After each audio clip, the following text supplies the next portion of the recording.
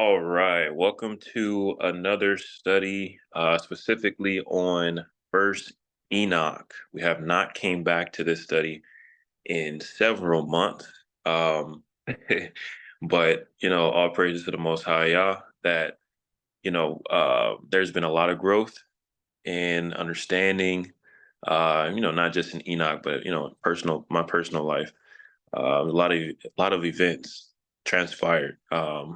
Some health issues came up, and the Most High is definitely pulling me through all of that as well.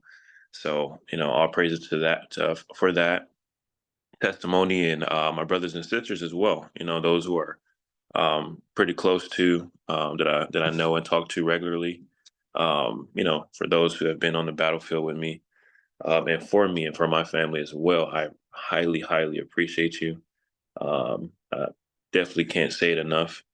Um, so it's just awesome, just to be back with this specific book, because you guys know, if you've already been a part of the other studies, that it's always like a bunch of information. It's always it's some awesome information that we can divide. And as usual, the studies are study tools. Any study that I'm doing is a study tool for you to research and ponder on and have discussions, with your other brothers and sisters as well, um, and use it to propel you forward to, understand a lot more, in the scriptures. And it should never just make you stay, and leave off of whatever I presented today. There's always going to be some more connections that you can draw, especially with the book of Enoch. So, but that's about it. And there's a couple of new people that may be joining today that I'll kind of explain certain things in a different type of way, where I'm making sure it's very neutral, for the new reader or new, person that may be learning more about the Book of Enoch and just overall Apocrypha, and just different things that we need to be able to also understand,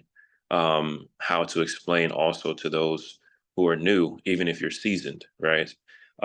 There's sometimes a way where we may explain certain things to people that don't know certain things, and it might not be edifying, or it might not be, with grace or gentleness or things of that nature. So you always want to try to make sure you clean that part up as well. But of course, I have love for all of y'all sheep. So definitely shout out to whoever is new, whether you're in the study today or listening on YouTube, later on. So, but without further ado, I'll go ahead and pray in as we usually do, set the atmosphere, the environment. And again, after I pray as well, if you want to grab some snacks or whatever the case is, it's totally fine. Highly recommend it. But I'll go ahead and pray now. Dear Abiyah, we thank you for another study. We thank you for a blessed time. We thank you for just allowing this environment and this platform to be here and be able to be utilized. We thank you for just allowing your Ruach, your spirit, to be able to impart to us knowledge, counsel, wisdom, direction, understanding, your instructions on how to live and how to walk and how to interact with people and all the things that we deal with on a daily basis. We thank you for your Ruach, testifying of the Son, Yahushua Mashiach, and testifying of you, ultimately, Abiyah. And we just thank you for just this blessed time and environment, and the things that we're going to be able to learn today, Abiyah. And I ask that you allow everything to be very clear and in a very foundational format for people to be able to go study, to show themselves approved as they are workmen unto you. That way they are not ashamed of what they do, um, in personal encounters with you, Abiyah, within their study, within their own endeavor to grow in understanding and wisdom and righteousness.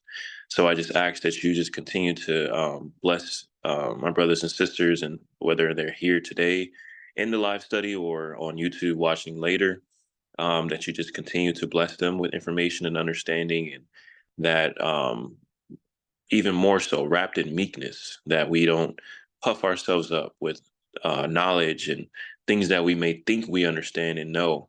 And even if we do, that we're always in meekness, that we're always understanding how finite we are, that we're always understanding how high and mighty you are, Abiyah, and high and mighty that you have made your son, Abiyah, that we have to flow through and go through in the Ruach unto you. So I just ask that you just continue to put that right spirit in us and continue to allow us to be able to enjoy these studies as well, and bless my health as well as I'm doing this study, and even outside of the study and after the study, I'll be and we just give you all the praise, glory, and honor in the name of your son, Yahushua HaMashiach, we pray. Amen. Amen. All right, guys. And I am a little stuffy as well. So the weather is changing. It's getting wild out here. One day it's usually sunny. Then all the next day it's raining, and then it's all over the place out here in the East Coast, Alabama and Florida and all these different places around us. So sometimes you get those allergies, and you just try to go through it, and you take certain things for it, healthy things, and you still get allergies sometimes. So sinuses and all that. um, But yeah, so again, welcome. First Enoch, chapter 8. All right. And I'm using my phone today. Last time I was using my laptop. I still have to work through some audio issues on my laptop, trying to figure out how to improve the audio. But the audio should be really good. And typically, even the last time when I used my laptop, the audio sounded pretty good. Accordingly, to some of the brothers and sisters that said it was pretty good. So I think anytime that it's transferring over or downloading from Zoom, and then I have to download it into upload it into YouTube, there may be some issues there as well. So I'm not really sure, because I know the audio is pretty crisp right now.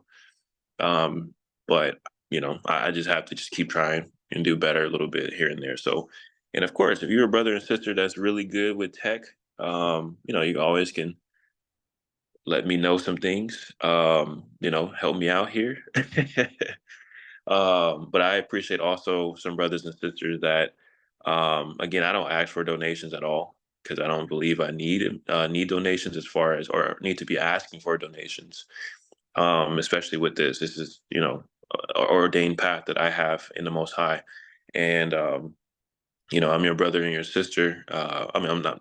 I'm your brother and a servant unto Yah, right? So, but I do appreciate the brothers and sisters that have, offered and blessed me, here and there with certain things, and I truly appreciate you. And anything that I have been blessed with has all gone towards growing and studying whether it's, getting some new material, or um, like a sister recently blessed me to get some better audio equipment for the laptop. I'm not, she didn't send a bunch of money and all that things of that nature, but still, donation is donation. It is always highly appreciated.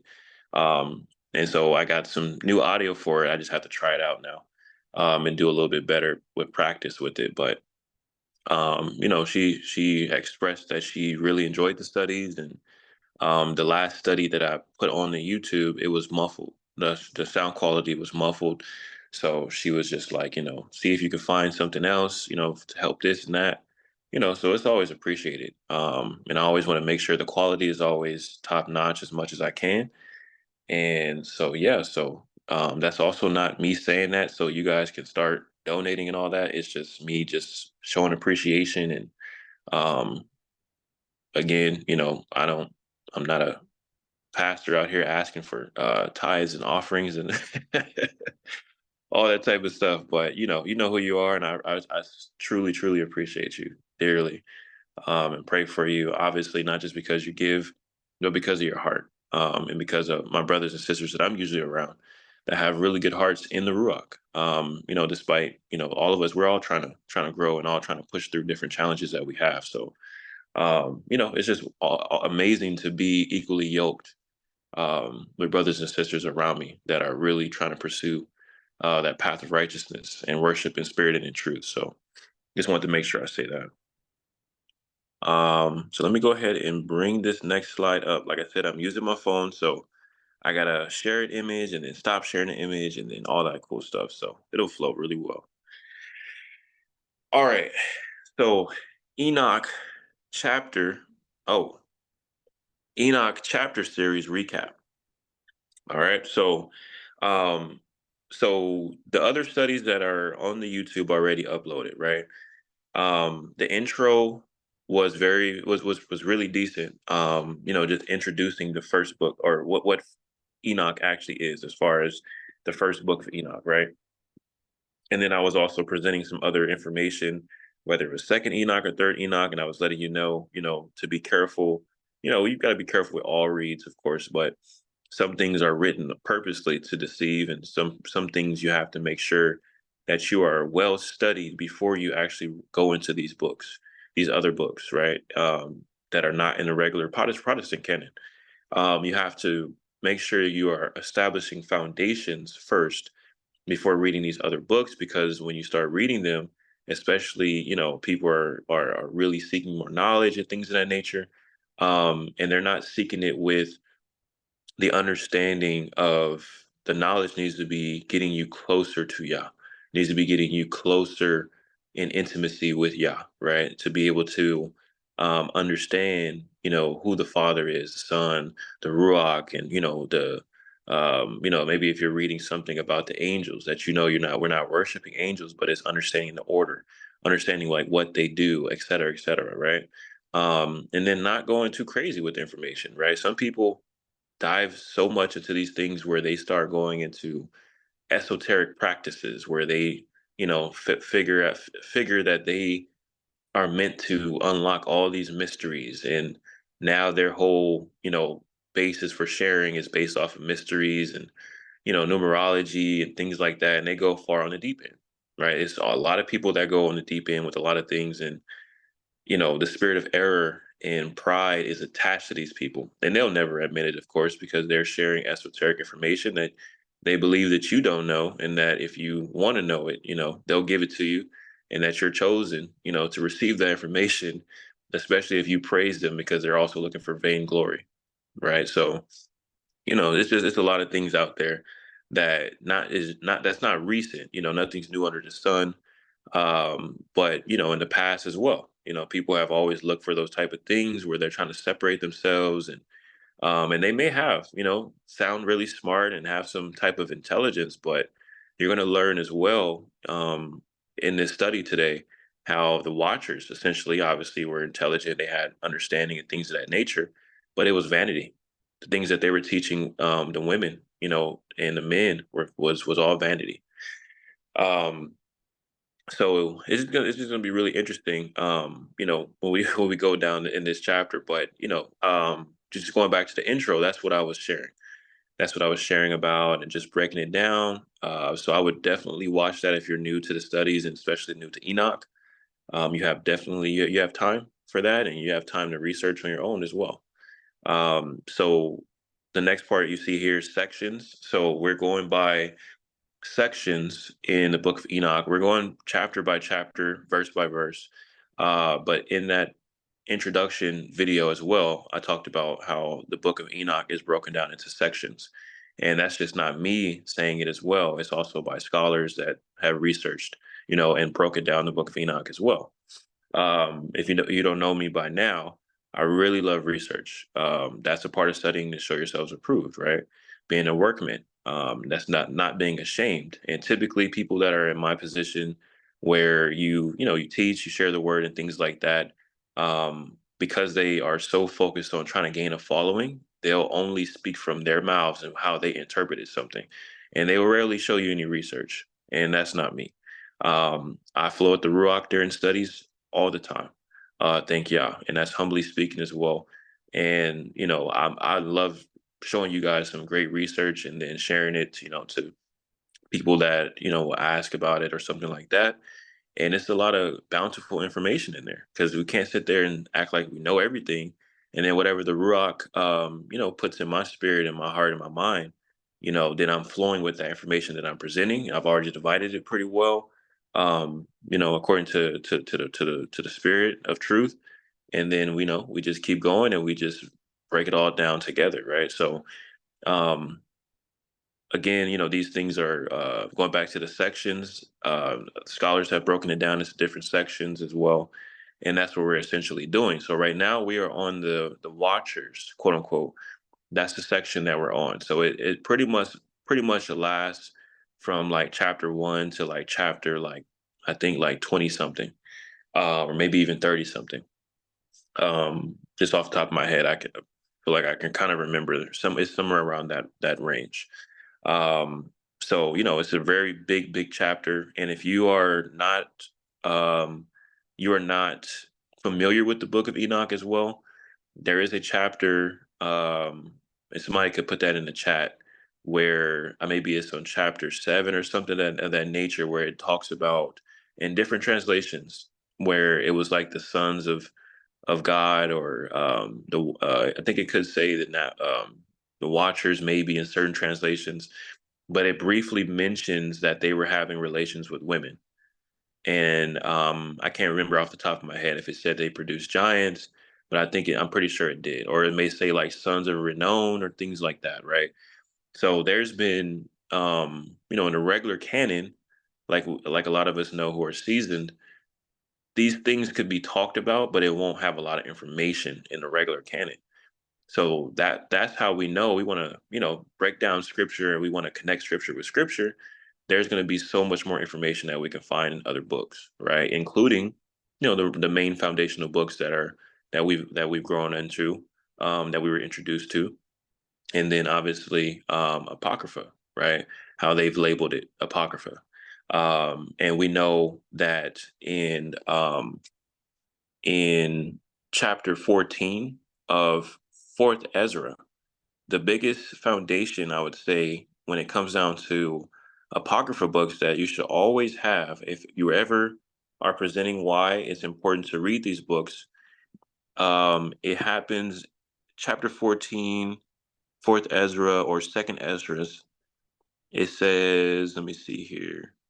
So in verse 38, Ezra basically was told to open his mouth, and he was given a drink in the spirit, and it made his ruach, his spirit, strengthen with memory, and his wisdom grew, and his heart uttered understanding, and he was really in the spirit, and he was just talking like I can't even imagine what that was like, but it's just being able to just flow with everything that he was given, and more that he was given, prophecy and understanding and things like that.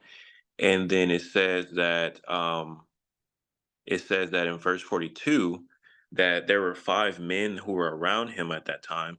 And it says, El Elyon gave understanding unto 5 men, and they wrote the wonderful visions of the night that were told, which they knew not. As they sat 40 days, and they wrote in the day and night, they ate bread. So for 40 days, they were writing, pens on fire, just writing the things that was coming out of Ezra's mouth. And verse 43, he says, as for me, I spoke in the day, and I held not my tongue by night. And it says in verse 44, in 40 days, they wrote 94 seraphim. So they wrote 94 books, essentially, or letters, essentially, or epistles. But more so, I'm pretty sure it was like books. Or it really could have been also a combination, essentially, scriptures of verses and books and chapters and things like that. And verse 45, it says, and it came to pass when the 40 days were filled, that Yah spoke, saying, the first that you have written, publish openly, that the worthy and unworthy may read it. But keep the 70 last, that you may deliver them only to such as be wise among the people. For in them is the spring of understanding, the fountain of wisdom, and the stream of knowledge. And I did so. So it's so easy to get into, with the etiquette of the meta, and how people talk to each other in comments, in comment section. It's so easy for you to find people that will sit there, and if you, let's just say, if you commented a verse from Sirach, somebody will be like, "Oh, that's not an inspired book." Right. And I used to be there. Like, I've always been pretty steady since I was a kid, reading this word and things like that and growing into it. And I used to deny the Apocrypha books because I didn't understand it. And now it wasn't like I went on a tear to be like, yeah, these are not it. These are not inspired. But it was just, moments where I'm like, oh, I don't think I need to read that because it's just, this, and doesn't make any sense. Why it wouldn't be, in the Protestant canon, etc. And that was really short lived, once y'all really opened my eyes to it and gave me more understanding. And since then, I do take pride in him presenting, these Apocrypha books to others and doing studies on them. So that way, people have a really solid foundation of a study tool to use, because you never know how people are misconstruing a lot of these books, and they're not finding all these different connections. And not saying I got the end all be all of it all, but some of you guys know already, like, I will literally make sure it's detailed enough so that way you have a really good foundation. And I also will tell you what to be aware of, what to be careful of, and in your research, because I love making sure you guys have things that if I know that I've seen, and I can give a warning to, I'm always going to do that, because that's part of the job, being a watchman, right? So going back to this fourth Ezra 14, again, you see that the worthy and unworthy had the basic foundational books, right? And whether or not they were going to read it or whether or not they weren't. Then you had only the wise. So essentially, you have three groups there, right? Worthy, unworthy, and wise, right? So again, as you see in verse 46, it says, "Only give to those who are wise." You also see that same verbiage in chapter 1 of Proverbs. And it says that literally the things that are in the book of Proverbs, that verse 5, it says, "A wise man will hear and will increase learning. A man of understanding shall attain unto wise counsels." Right? So essentially, the ones that all the information is for, that are in the Proverbs, is literally for the wise people. And you'll notice, again, we talked about foundations before, foundations of fear, wisdom, and righteousness, right? Everything flows through those things, through those foundations. So, um, understanding that this book of First Enoch, that there's so much wisdom, there's so much fountain of wisdom in their life, and Enoch actually says it. There's so many pattern words and so many things in there. And he also mentions intellectual wisdom. So we know that the spirit of wisdom, in its general form, but he also mentions intellectual wisdom. So there's things that, of course, with this book, that I have to make sure is super on point, like super on point, like I do with all of them. But like, there's things that you have to break down on an intellectual level, and that's why you'll feel more in the Book of Enoch series like it's class. Like you're kind of like in college, not sitting there saying I'm a professor and I'm smart or whatever the case is. So not saying all that. Make sure I put that on the record. But I'm just saying we're all, the students that really appreciate, the breakdown and the time and effort that we're studying, especially, when we're listening to it live, and then we get to go back to it and break it down even more. You'll feel like it's class style, you know and that's a really good thing, to feel and to be able to pay attention, and all these cool different things. So, um it's just awesome. But I just wanted to make sure I mention why this book is so amazing, and I'll even mention it a little bit later down the line. So also, the plan for chapter, let me see what my sister said. um okay, I see. Hmm. Oh, so my sister was saying the scribes that helped him write down 240 books.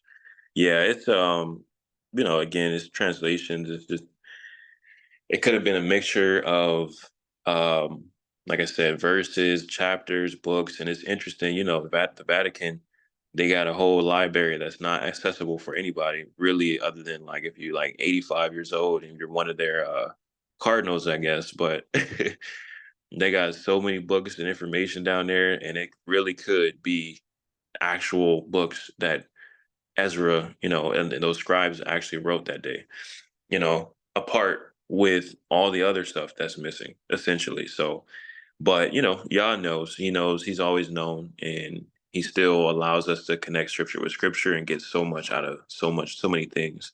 So it's just very interesting. So just wanted to mention too. Also, what took me a while, 7b. So chapter 7b, that study was supposed to be 7b. It was supposed to be another part to 7b. We ended on chapter 7 talking about the Nephilim, and the Eliod, which were the three types of, essentially, like the giants were the children of the Watchers, the fallen angels, and then the giants had children, and those children had children, right? So we talked about that, and we talked about how Ham had a connection with some type of DNA preservation that would happen through his wife, to where the children of, or the essentially the offspring of these three classes of giants still continued on in certain tribes, especially through the Canaanites, and different tribes through Ham, essentially, after the flood. And so you can find that, in the Analycum or something like that, um, the Amaleks and all types of stuff like that. It's just Raphaims or something. There's different things that we were going over. Um, and there's still more to break down, but I'm going to put that towards either the next month. We're going to come back to it, or I'm going to put it at the end of this series, because the end of the series will be presenting more detailed information that I would not be able to just put in these chapters, in these type of studies, because it would extend these studies by probably another 2 hours. And these are like more detailed, like scholarly, what they're saying, how they're not breaking it down right, or maybe how they are, the differences and this and that, translations, whatever. So all of these main studies that we're going through have been broken down into foundational chapter studies.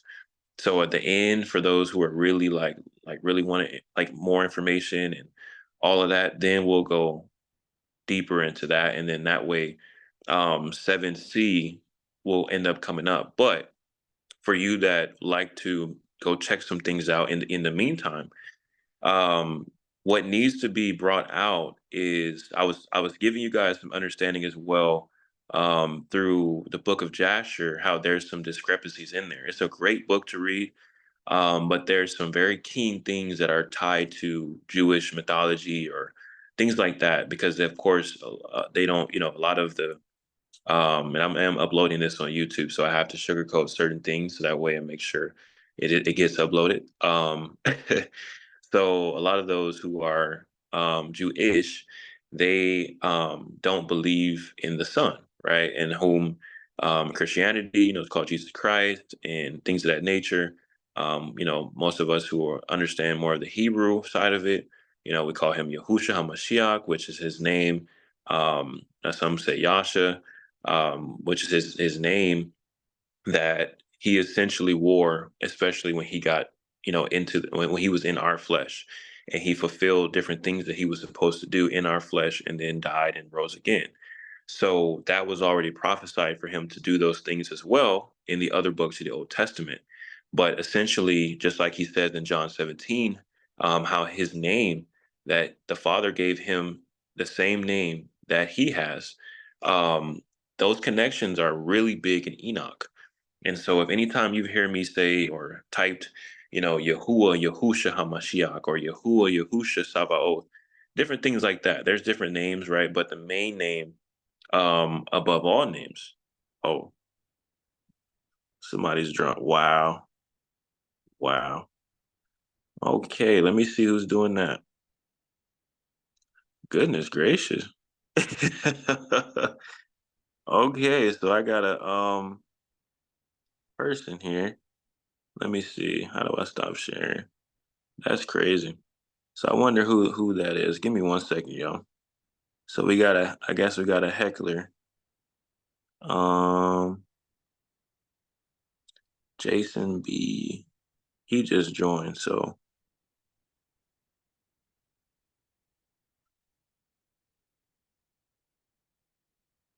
give me 1 second, y'all.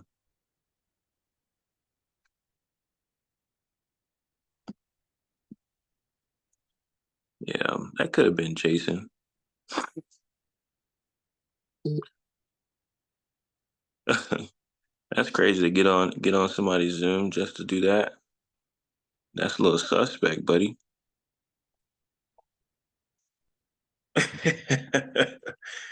That's a little suspect, but people are some hybrid men these days, so you know, they got to show kind of like what they like, I guess. I have no idea. We're gonna let that just go. Um, oh, the enemy always got something, man. Because the stuff that we've been ready to learn and flow through is gonna be amazing. And I actually took the ability off for people to write anything or share on the whiteboard or anything like that. So that's interesting. Anyway, y'all, let's continue. um, and I gotta restart my laptop too. Yeah, it's all good. It's all good. Hey, at least we got it on film, right? At least we got it on film to show the stupidity and the ignorance. So anyway, the Book of Jasher, right? So the genealogy discrepancies. Um, I want you guys to look that up, and I want you guys to find, like, to really research and really see how there are some genealogy discrepancies. So I know we talked about Shem and the Melchizedek portion of it that was snuck in there, and you guys have to be really aware also of how the breakdown of the genealogies go. And there's two different sides of it, basically. Okay. And so basically, you'll notice that the same names, especially in Genesis, that were given to some of the children, on Shem's side, essentially. I believe on, like, how do I say it? So it's basically you'll see the same name. So you'll see Shinnok mentioned twice, but they're on two different sides, right? Um, and you'll notice also with Cain, with his genealogy, his people that came from him, for some reason it kind of quote unquote disappears and it's not really talked about as much. So it's just some interesting things to really look at. But as far as the Book of Jasher is concerned, it's definitely some things in the genealogy that you guys have to pay attention to, and you'll notice that it's kind of off. And that would mean that you would have to compare it with the genealogies that are presented in Jubilees and also in the Book of Genesis, right? So it's and also do some research. So that way you notice, what's going on and what's being presented and how this could be, easily misconstrued as well, because sometimes even in the Sefer app, maybe they didn't pay attention also for certain translations.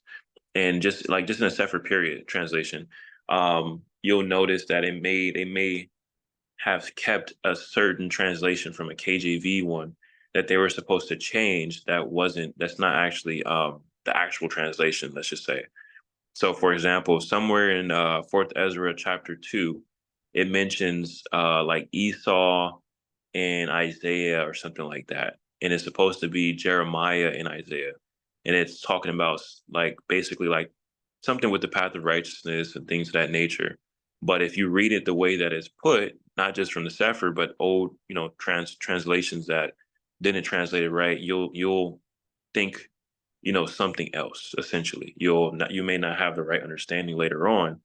But that also becomes apparent when you connect scripture with scripture and you continue to study, right? And so again, for someone like me, I can definitely just be like, hey, make sure you look this up, make sure you compare it, and then especially with those that I'm close to, they'll be like, okay, I see what you're talking about. Because it's some different genealogies in there, and then there's some different things that occurrences that happen. It will tell you how somebody died, whether it was like Nimrod or Esau or something like that, and it'll tell you this. Then you'll read the book of Jubilees, and they'll say this, and then in Genesis it'll say this, right? So there's always going to be, certain things that are not super on point, like Jubilees. It may have some timeline issues, but those things are much easier to deal with and reconcile than something that's written totally false to mix up, the whole understanding and foundation of our walk and what we understand. Those things are super big, to understand and really pay attention to. So again, the Book of Jasher is a great book, but you have to also research how they also completed that book because it wasn't all the manuscripts weren't found for it, if at all, as far as like a few of them. And then, how they also produce books, they'll computer generate different things. And so that means they'll, fill in portions of what, could be understood and, could be whatever. It could be just some things that are things that they're just trying to connect with or connect based off of how the text is getting written or how it was going, and then they'll just put it in there, or they'll take it from Jewish mythology and et cetera, et cetera. A lot of that is in the Book of Jasher for sure. So you just have to be careful. And I know a lot of people really love that book. So it doesn't mean you just scrap it. Please don't. When anybody tell you to scrap a book, you have to be real, real careful who you really hang around when somebody tells you to do that, because they're essentially leading you astray, especially if you just listen and you don't go do your research. Um, so make sure you guys just kind of look that up, just mark it, and that will be in the chapter 7C whenever that comes down the line. I've already mentioned studies are study tools and ways to fellowship with the Ruach of truth in your Ruach. All right. So the things that are coming out in these studies, of course, you want to make sure you're dividing it, make sure you connect it well with Yah ultimately. But you got a brother here that's, we spending time together and going through these things. And then let me see here. Give me 1 second, you guys.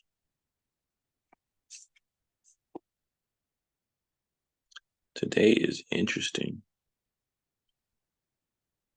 Did I put those captions on right now? I have no idea. Give me 1 second, you guys.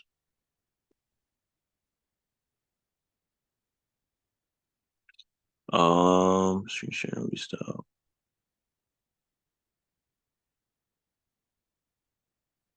Okay, I don't know. I'm not really sure. Okay. I was still kind of thinking about what happened earlier. That's kind of crazy. But anyway, so I think you guys, I think I have captions on there. I'm not really sure, but it should be show captions. There we go. Sorry about that, you guys. So yeah, so we're fellowshipping as well. And we all have this same spirit set, mindset, and heart set that we usually have going into all these studies, making sure that we're breaking everything down and enjoying it, enjoying the process. So um I don't know. This person, give me 1 second, you guys. I have no idea how this person, give me 1 second. Person being a real heckler. 1 second, you guys.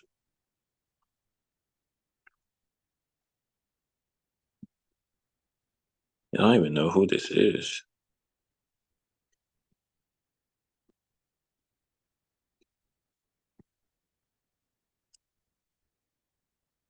Let me see, Jason.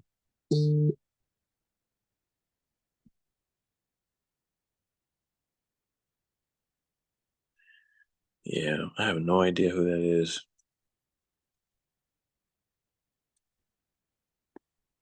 So maybe, which is fine. I'm probably just going to it's fine, you guys. I'm gonna just let it flow. And we'll see if that other person tries to come on here again, I just have to kick him out. Because I have no idea. I have no idea. Seems like he's kind of coming in and then leaving or something like that. But I don't know. I don't know.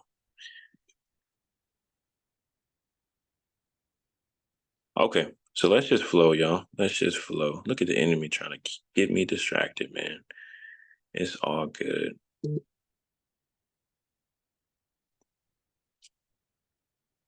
All right. So let's go to this next slide. All right. So the importance of the book of Enoch. All right. So again, you guys, if you have the book of Jubilees, if you have the book of Enoch out, I would definitely love for you to read it alongside me. And this is super, super important. Okay. So Enoch wrote the very first testimony. Okay. So some things that are written on the screen are there for you to read. And then some of them are there for me to just kind of do some research, like live research basically, and read to you guys something. So that way, but you can always mark it, right? So a difference between a testimony and a testament, okay? So a testimony usually refers to a formal statement made under oath, often in a legal setting. It can also refer to a personal account of an experience or event. Um, a testament, on the other hand, refers to a legal document that outlines a person's wishes for how their property and assets should be distributed after they die. Okay. So we know that there are, most people usually know, but if even if you don't, it's okay, that there are the testaments of the patriarchs. So the 12 sons of Yasharel of Israel, they wrote testaments. So essentially, they were writing these things and sharing these things before they were about to pass. So that way they can give it to their sons and their daughters and those who are around them, understanding of like their lives, the different things that they did right, or they if they did something wrong. And it really connects so well with more of what they were actually going through in the regular canon, whether it's Genesis or in Genesis for sure. But it just gives so much more connective tissue, and then also there's prophecy that comes out in there. They talk about their regrets essentially, but what they also had to do to make sure that they would get rid of those different sins. But they all have so much heat in them that it contributes to so much understanding. Um, so with Shanach, the first testimony written by a man. Okay, the first testimony written by a man. Okay, so that is in Jubilees chapter 4. Okay, so I'm going to read that. One second. Jubilees chapter 4. And that is verse 17, verse 19. Okay, so it says in Shinnach, so it says, and he was the first among men that are born on earth who learned writing and knowledge and wisdom, and who wrote down the signs of heaven according to the order of their months in a sefer, that men might know the seasons of the years, according to the order of their separate months. He was the first to write a testimony, and he testified to the sons of men among the generations of the earth, and recounted the weeks of the jubilees, and made known to them the days the days of the years, and set in order the months, and recounted the Shabbats of the years, as we made them known to him. And verse 19, and what was and what will be, he saw in a vision of his sleep, as it will happen to the children of men throughout their generations unto the day of judgment. He saw and understood everything and wrote his testimony and placed the testimony on the earth. Now, watch this, listen to this very carefully or read it very carefully. Place the testimony on earth for all the children of men and for their generations. For all the children of men and their generations. Very, very important note to make about the book of Enoch. It's for all men. Did it say just for Yasharel? Did it say just for et cetera, et cetera, et cetera? It was placed as a testimony for all men. Because with this first testimony, there are things that are written in here that you also will obviously find that is very general understanding that the world also has, even though it's been misconstrued by fallen angels, and to their sons and daughters that they would have, that would essentially be in their line later down the line, like later down, in our time, where you see people misconstruing different things still. You have all these different evil things that are still carried out, which started from way back then.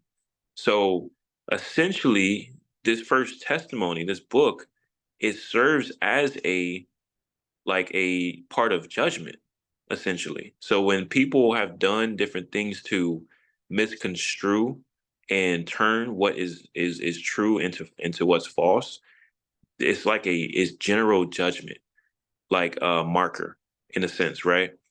And it's very interesting. Jubilees also talks about um how Enoch also what his duty is right now. It says that verse 23 of that same chapter, he was taken from amongst the children of men, and we conducted him into the Garden of Eden in majesty and honor. And behold, there he writes down the condemnation and judgment of the world. Okay, he writes down the condemnation and judgment of the world and all the wickedness of the children of men. And on account of it, Elohim brought the waters of the flood upon all the land of Eden. So you notice he brought Shinnok up before the flood came.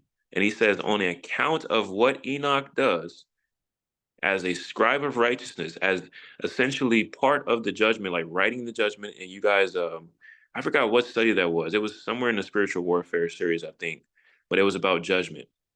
And we were talking about like how court is set up and everything like that.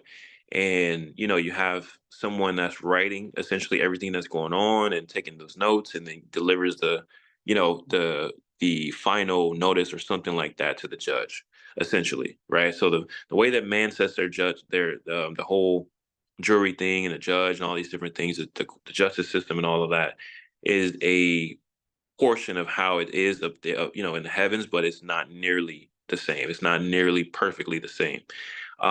But still, you see that Enoch had a very massive part on how the flood actually came because of the fact that he's the top person, essentially, that writes down the condemnation and judgment of the world. There's someone else that also takes part in it, supposedly Abel.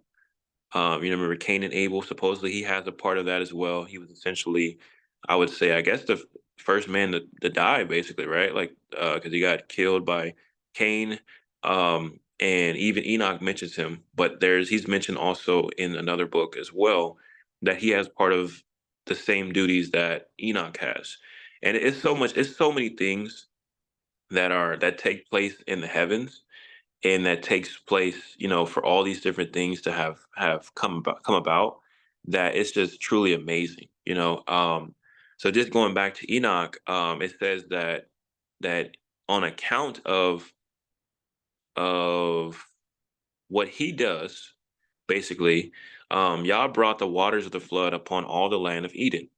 And it says, for there he was set as a sign, and that he should testify against all the children of men, that he should recount all the deeds of the generations unto the day of condemnation.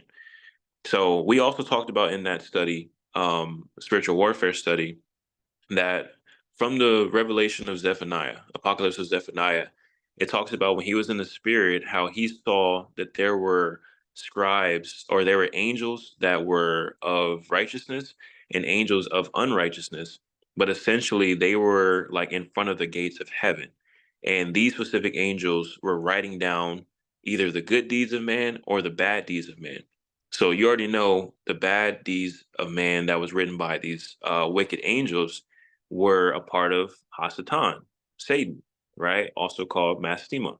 and some other ones. But of course, because he is the accuser, he's trying to gather up as much evidence against you as possible to keep you from receiving the things that you have not seen yet, that are waiting for you if you are judged as righteous. So he wants to gather as much things against you as possible to destroy you. And that's why he watches and he prowls around like a lion waiting to devour, just like his demons that he controls, that he's over, essentially, that he's a prince over, right? So Shinnok, in this case, he's neutral. He's like standing in between both of those parties. And he makes sure it's all written down the way it's supposed to be written down. So that judgment is essentially fair. So that's why when you read about how Yah shows no partiality, right? The father, Abba Yah, doesn't show any partiality, and therefore his son, who takes a part in judgment as well, won't show partiality as well, right? So it's everything is in order. So you would never be able to sit there and say, just like other scriptures, like let's say for example in James chapter 1, you can't say that Yah tempted you, or Sirach chapter 15, you can't blame it on him. The fact that you were tempted and you did something you did, right? We can't. So that's why he gives us literally instructions on how to one day not repeat transgression when we're following in the path of righteousness and we're growing in sanctification. And essentially, the goal should be always to try to be perfect in Him, in the Spirit, and not be of this world, not do the things of this world. But obviously, because we're born into sin, there's a lot of things, obviously, we're so tied also to demons, essentially. Not that they're able to possess you and things of that nature, but they're trying to fight against us. And we talked about that also in that spiritual warfare series, the very first study, because of the fact that the giants, were created from fallen angels and women, right? They are a part of our flesh. So these demons work 25/8 overtime and all the time to destroy you. So you got their prince and these demons trying to come against you, come against us who are trying to, walk the path of righteousness to break us down. And so literally your only power is in Yah. And that's absolutely fine because we need that. Why do it in your own strength and your own power, right? So Enoch is there doing that and was prepared, to do that with, especially with what he wrote about in his testimony, his experiences and his understanding and learning that he wrote down and was told to write down. So this book is absolutely, to me, the most important book, because a lot of things flow through it, and there's so many foundational things in here that I'm going to share, that will not just about blowing your mind, but it really fortifies so much. And all the prophets, because he was also a prophet, he was a king, he was a essentially a priest as well, just like in the line of many other prophets and priests and kings. But a lot of obviously a lot of the prophets who also wrote testimonies, they also wrote either books. We call them books because that's how we usually say it. But also these are, I would essentially just say they're testimonies, and it's different than epistles, obviously, right? Paul wrote epistles, and essentially what you're looking at in the New Testament, outside of the Gospels, the Basora, essentially, they are essentially commentary towards whatever that we should understand and connect back into the Old Testament. So obviously spirit led, right? When you, especially you're breaking it down, but those are added commentary, essentially, added connection, added connectivity that was given in their spirit as men of the Most High. And it should not have a discrepancy with anything in the quote unquote Old Testament, what was given in ancient times, right? So it all should connect. It all should connect, right? Um, so it's amazing to be able to have that, um, understanding that this literally what you're reading, first Enoch, is the very first testimony. Now, of course, we talked about in the intro, right? How they'll say whether or not it was written by Enoch and things like that. And that's the importance of the Dead Sea Scrolls. I shared with you guys that they also found the Dead Sea Scrolls in Aramaic, written in Aramaic, in Ethiopian. It wasn't obviously just only from the translations of Lawrence, and I mean, there's actually so many people who wrote translations from what was found. It's over 50, I think, by different people. And R.H. Charles actually has a book out there where he goes through the book of Enoch, but he's also mentioning different scholars that have broken down the translations, the different things that are in the book of Enoch and how certain things differ and certain things that he found that it was right to, put as of the official translation or something like that from him. So a lot of people may knock R.H. Charles and this and that, but he literally has a book out there. If I can find it, I'll probably put it in our fellowship study that I have. But um, he makes some notes, so I have it somewhere. I just got to find it.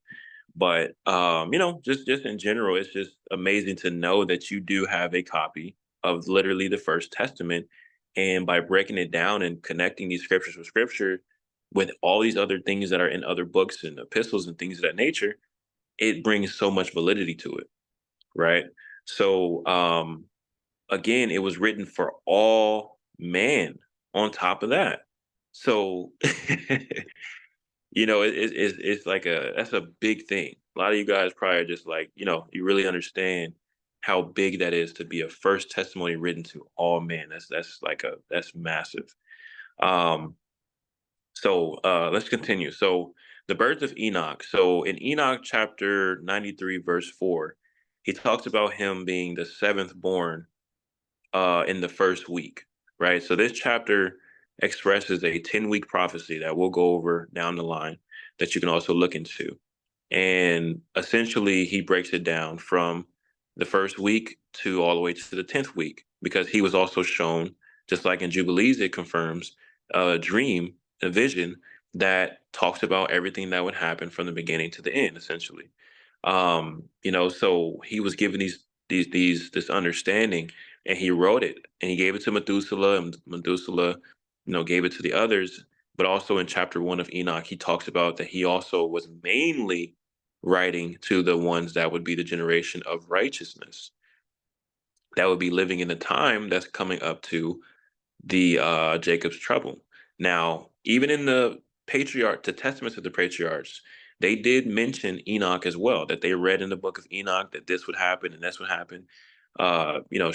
Enoch is very regarded in a lot of scripture, including what you'll find out today, a lot of the old church, Christian church fathers, that of course you're not going to find in the New Testament, because they chose certain epistles to be written, especially everything that Paul wrote supposedly.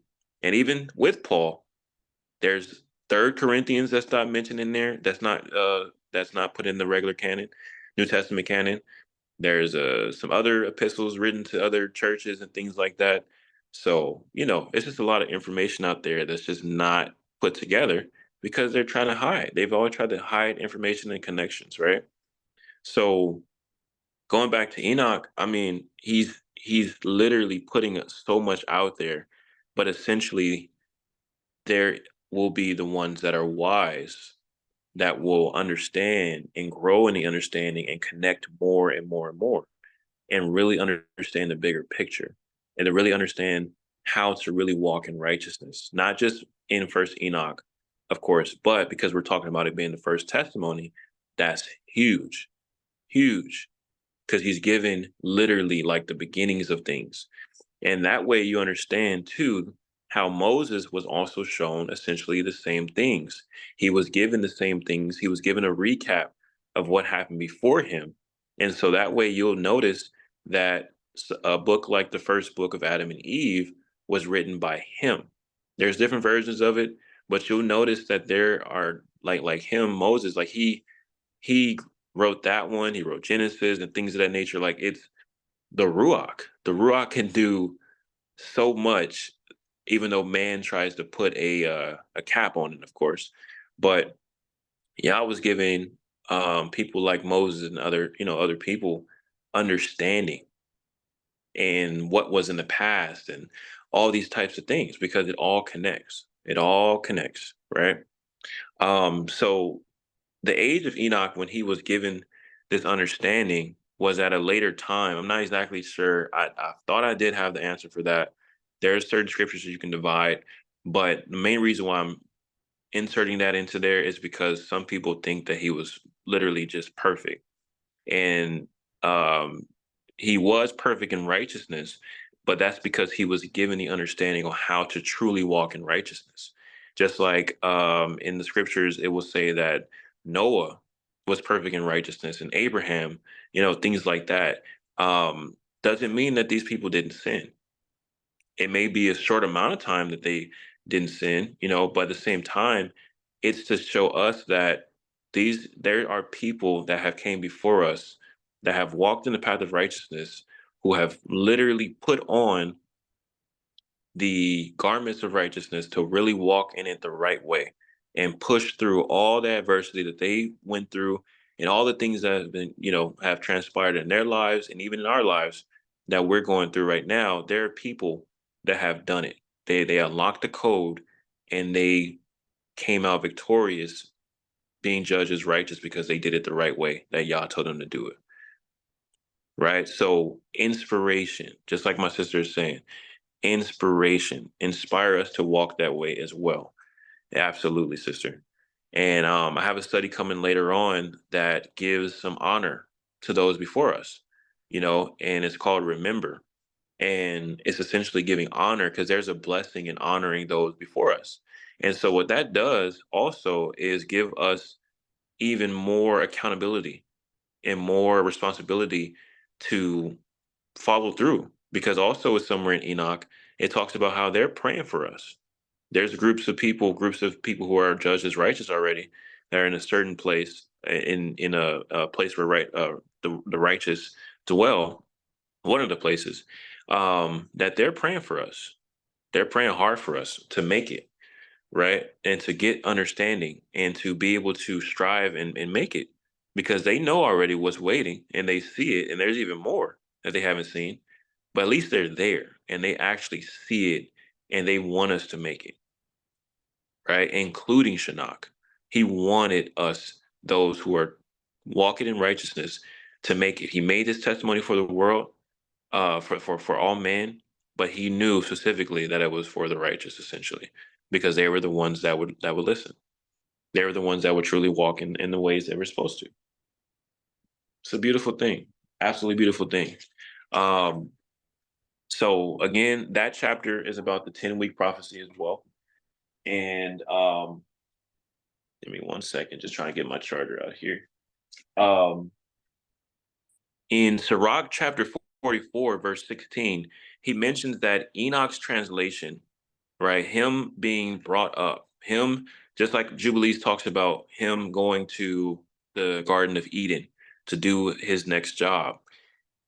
Sirach says that that is an example of repentance to all generations. Okay. So I'm going to read where Enoch asks Yah for posterity. But let me read Genesis 45:7 first, because it's going to connect to this. So he asked for a posterity to be left to him on earth, right? So Genesis, what does it say here? Genesis,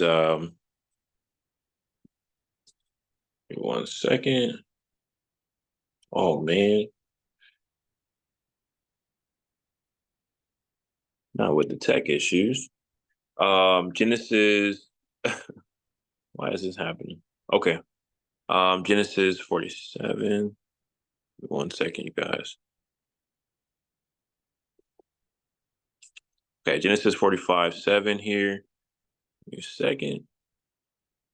And it says, and Yah sent me before you. So this is Joseph talking. Sent me before you to preserve you a posterity in the earth and to save your lives by a great deliverance. So this is very important, right? To hear something like that Joseph said, because of the fact that that he was a huge part of making sure that not just the people in the land, but especially Yasharel had food to eat during a 7-year famine. Right? It's super important. Imagine there was no food. Imagine there's no food for Yasharel to continue. It would be over for them essentially, right? So he's like, Yah sent me here because of the fact that I had to preserve life, right? That's amazing. Absolutely amazing to know that's what he was supposed to do. Then we have, give me 1 second. I think I have Enoch chapter 82. And so Enoch is talking to his son Methuselah. Okay, so he says, "Now, my son Methuselah, all these things I speak unto you and write for you. To you I have revealed all and have given you a seraphim of everything. Preserve, my son Methuselah, the seraphim written by your father, that you may reveal them to future generations. Wisdom have I given you to your children and to your posterity, that they may reveal to their children for generations forever this wisdom in their thoughts, and that those who comprehend may not slumber, but hear with their ears, that they may learn this wisdom and be deemed worthy of eating wholesome food. Blessed are all the righteous, blessed are all who walk in righteousness, in whom is no crime as in sinners, when all their days are numbered." That is huge, huge. So for me to be able to do a study like this, on the Book of Enoch, I absolutely always am honored to do so because I consider myself a son, of Enoch or a son of Methuselah, whatever. I just always think of something of that nature because I have a responsibility to make sure these things are divided really well. And it's so much heat, it's so much foundational things that are in this book, in this first testimony, that it literally will change your life, if not already in the other studies so far, and it gives you so much validity, so much um substance, so much understanding to connect, right? We even talked about the birth of Yahusha coming through Mary, how valid that is because of the Ruach and because of the womb, the things that happen in the womb and things like that. So you have these anti-Mashiach people that are sons and daughters of Hasatan that have been there from the beginning as well, from the time, evil and things like that was already, birthing, and fallen angels and things of that nature. So you have these people who will come at you in different ways and try to destroy you and try to, present different types of doctrines, and they can't connect nearly anything because they have vain wisdom. They all have these different things that they're able to connect and not truly connect scripture with scripture, and they don't even understand it. They really don't understand what they're doing, but it's also because they're being guided by the spirit of error and pride, while we're getting guided by the spirit of spirit and truth, of literally of truth, essentially, and everything else that comes with it, counsel and power and a sound mind and understanding, all these different things, right? So it's always a good versus evil type of situation that we're always going to be going through along this path of righteousness, right? So he wrote the book and the testimony, gave it to Methuselah, and Methuselah had a responsibility to pass it down, pass it down, pass it down. And that's where you also get scribes. Now, not every scribe has been perfect, right? But Yah can preserve perfect scribes to make sure they translate and do what they're supposed to do in order for us to get it down all the way to this time frame for us to be able to divide it well. It don't have to just be just because we see and notice that there have been errors over here in the KJV or whatever the case is, that we are just knocking everything and always having an evil suspicion. Now, Sirach also talks about that. Talks about how people have evil suspicions, that they're led astray even by the simple things that are written down. He says that in chapter 3 in Sirach.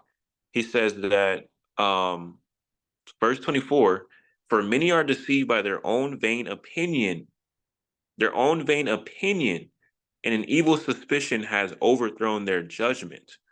Right? And so I've actually watched that live happen over a course of time, where even the most gentle people, who we call good, can easily get deceived because they're just open vulnerable. They have a certain vulnerability about them, and they're trying to seek truth so much, and they're trying to search, and they're really trying to do good, and then all of a sudden there comes somebody that's a wolf in sheep's clothing and makes some things sound right to them, but they don't even know that they don't have enough wise reasoning. They don't have enough training to understand how to spot out deception. But thank Yah in his mercy, right? He preserves you in your life for you to grow, for you to make better decisions. And some people don't take advantage of those opportunities either, unfortunately, right? But the righteous do. So Shinnok knew that. He knew the righteous will attain all these different paths of righteousness that also through his testimony have been shared, different sections of it, different things that have connected to it have been shared through the Torah, what we call Torah, even though the Torah is really, truly instructions, all instructions that Yah has given us to, you know, abide by. But those things flow through the priesthood, the things that were in the priesthood, the things that were supposed to be for the priest to do, things for the people to do, even in the renewed covenant. That's called the New Testament, but it's the renewed covenant. To know why it's called the renewed covenant, you have to understand the covenants that were given before in old time. That way you connect everything. And then there's no way you would say that the feasts aren't important and Shabbat and things like that. There's no way. Because you understand more of the whole pie rather than pieces of it. Or some people just throw the pie away. Right. So it's a lot of amazing things, you guys, to really see. So again, going back to why we're talking about this still, right? Enoch being an example of repentance to all generations. I'm going to go ahead and read 84 in the book of Enoch, where he asks Yah, and essentially he is talking to the Son in different portions of this, right? In different portions of the books, a portion of the book. So in chapter 84, he says, I lifted up my hands in righteousness and blessed the Holy and the Great One. I spoke with the breath of my mouth and with a tongue of flesh, with Elohim has formed for all the sons of mortal men, that with it they may speak, giving them breath, a mouth, and a tongue to converse with. Blessed are you, O Yahuwah the King. So again, maybe I've explained that before, and I'll explain it eventually when it's going to come up in another type of study. More than likely Hermas when we get to the commandments, chapter the first one. But in here in the Sefer Bible as well, again, the son also has his father's name. So most say Yahusha, and that's totally fine. Some say Yasha. So with Yahuwah as well, his name is Yahuwah. There's scripture also that says, like in Philippians, that I'll just read that just for record. Just for record. That way I have it on here as well. And you guys can go back to it. Philippians. So it says chapter 2. It says verse 9. It says, wherefore Elohim also has highly exalted him and given him a name which is above every name, that at the name of Yahusha every knee should bow, of things in heaven and things in earth and things under the sun, and that every tongue should confess that Yahuwah is Yahusha Hamashiach, to the glory of Elohim the Father. Okay, so throughout different books, Sefer will put Yahuwah, Yahusha, things like that. So you'll learn to really connect it and really understand and be comfortable. It's nothing wrong with you saying that. Absolutely. Yahusha Hamashiach, again, is the title in a connective name that he walked in when he was in our flesh, that connected the covenants of old and connected the things that he did to renew the covenant on earth as it is in heaven. And just powerful. So that way, that's why that name is there, and the blood is absolutely important. So I don't want to go too far into that, but some of you guys be like excited and really get juiced up about that type of all this connective scriptures and things like that, that just lights a fire in you. You know what I'm saying? So I just wanted to make sure that was mentioned there. Right. So let's continue with chapter 84 of Enoch. And this is a lengthy study, you guys. So just let it flow. So I said, bring your snacks. So verse 2, chapter 84. Blessed are you, O Yahuwah, the King, great and powerful in your greatness, Yahuwah of all the creatures of heaven, King of kings, Elohim of the whole world, whose reign, whose kingdom, and whose majesty endure forever and ever. From generation to generation shall your dominion exist. All the heavens are your throne forever, and all the earth your footstool forever and ever. For you have made them, and over all you reign. No act whatsoever exceeds your power. With your wisdom is unchangeable, nor with your throne and from your presence is it ever averted. You know all things, see and hear them, nor is anything concealed from you, for you perceive all things. The angels of your heavens have transgressed, and on mortal flesh shall your wrath remain to the day of great judgment. O then, O Elohim, Yahuwah and mighty King, I entreat you and beseech you to grant my prayer that a posterity may be left to me on earth, that all mankind may not perish, that the earth may not be left destitute and destruction take place forever.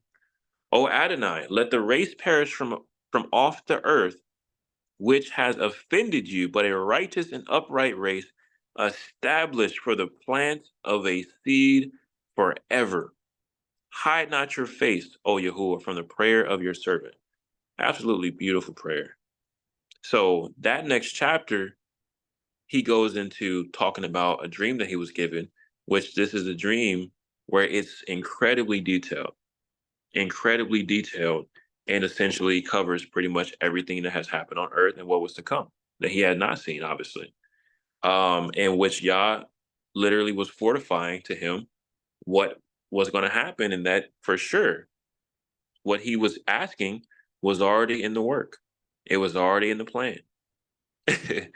So, just beautifully, the ones who are in righteousness, in this path of righteousness, reading this first testimony, you are so absolutely blessed when you really lock these things in your heart and you really follow these things that are already been given and connected with scripture and really walk it out and truly being set apart from this world, right? Not being of this world. And you got the first person that was ever translated, the first person that was translated, and being an example of repentance, because also within him being translated and him doing the job that he does in the Garden of Eden, as as a man that was translated and leaving a first testimony on earth for all men, and more so even deeper for the ones that are righteous, for all that connective tissue to be there, right? There's repentance in there because we're able to go and come out of our wicked works, our wicked mindsets, all these different things, because he has told us, Shinnach has told us, that the path of righteousness was established from the very beginning, and who is over that path of righteousness, where the Father is there and his Son especially being the one that carries out so much for us to be able to walk in. And he has revealed himself to his Kodashim, as it will say in Enoch as well. Enoch knew exactly who he was. He had conversations with him. He spoke of his power and his majesty. And even there was a moment where he also seen the Father, but he couldn't even really look at him like that. It wasn't even able to even be in his presence just yet, because that's the goal later down the line, right? And that's the way that the Son knows he can guide us into his presence. We have to be guided. So there's a lot of people that are so not, they're not in meekness, even though they may have a heart for the Father, but they really don't, because they'd always think it's just the Father this and the Father that. He's going to come down and he's the one that does this and that. And it's like, do you realize that if you like to really be in the Father's presence, do you know how holy you really need to be? Do you really understand how you have to be guided to really stand in his presence perfectly? And not even Enoch could go into his habitation. Not even Enoch could go into his habitation, but he got to the door. And my sister literally just said, Yahusha is at the door. Like, come on, y'all. Like, man, I am the good shepherd, says Yahusha. I am the life, the way. Let me go ahead and read that. Let me just go ahead and read that. Man, John 14:6, Yahusha says unto him, I am the way, the truth, and the life. No man cometh unto the Father but by me. You think the Son plays around with this stuff? That's his Father. So he was on that, some say cross and some say stake, and he's calling unto his Father. But he also says earlier in the chapters, earlier in his time frame before that moment, that he has come to do what his father has commanded him to do. Do you understand how powerful that is and how yakad in unity they are? The ones that are in righteousness who truly understand and truly, seek him, they will understand. The ones that don't, they won't understand. And those are the ones that obviously there's a lot of sinners who already deny him. But those are a lot of the ones that also think they're walking in him truly and will end up hearing that scariest statement that that Yahusha never knew them.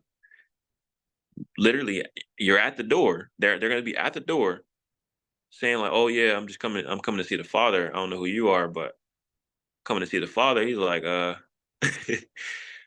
don't know who you coming to see, because you definitely obviously haven't seen, if you looking at me and saying you don't know who I am, if you have seen me, you have seen the Father essentially. So uh I don't know how you getting through here, buddy, but depart from me, you worker of lawlessness, because I never knew you. You know how crazy that is to really sound like that? These people really be sounding like that. They really gonna go up to the Father and just present themselves. That's crazy. That's crazy. And also, let me just note this over also for you guys to research David's key. There is a key that you had to that you have to use, that only a person that was authorized to use to open the door to the to access the king. So research that. Just mark that down. David's key. It's amazing. My goodness. So anyway, so you see that he asked for posterity left, right? And the path of righteousness, as we see, and that we will continue to see in these studies and other studies and things like that, and that you see on your own, that you're always trying to add to. Jubilees also mentions in chapter 1 is a very good chapter. This is essentially the Son talking about how he will make his tabernacle with us later down the line, which connects to the 10-week prophecy, which connects to all types of prophecies that were given, obviously, that other prophets wrote in their testimonies, right? And you'll notice that also Jubilees talks about Adam to Jacob, um, being 22 kinds, and there's so much things. I'm just kind of showing certain things for later, because it'll come up, and I have to go into different chapters in Enoch, and then we'll revisit. So it's always like really like circling around, diving deep here, and then bringing this out for later study, and then everything will just keep connecting, and it's just supposed to overfill your cup, right? So again, it's you'll notice also in Sirach chapter 15, like I mentioned earlier, that towards the end of that chapter it talks about not having any license to sin. We don't have authority to sin, but that he gave us from the birth of man, he gave us the choices to make. He gave us the reasoning essentially to make the choices that we wanted to make essentially. And if we want to follow his word and follow his instructions, we will. Right. And so this is still under why Enoch is represented as his translation unto heaven is represented as repentance to all people, essentially. Like that, the fact that Yah would even allow something for that to happen, and it shows that how merciful and how merciful he is, how much grace he gives, and how much he truly does want us to follow in this path of righteousness and actually make it. He really does want us to make it. But just like in Sirach 15 says what it says, in Sirach chapter 20, verse 3, it says, "How good is it when you are reproved to show repentance, for so shall you escape willful sin." I'm going to read that one more time.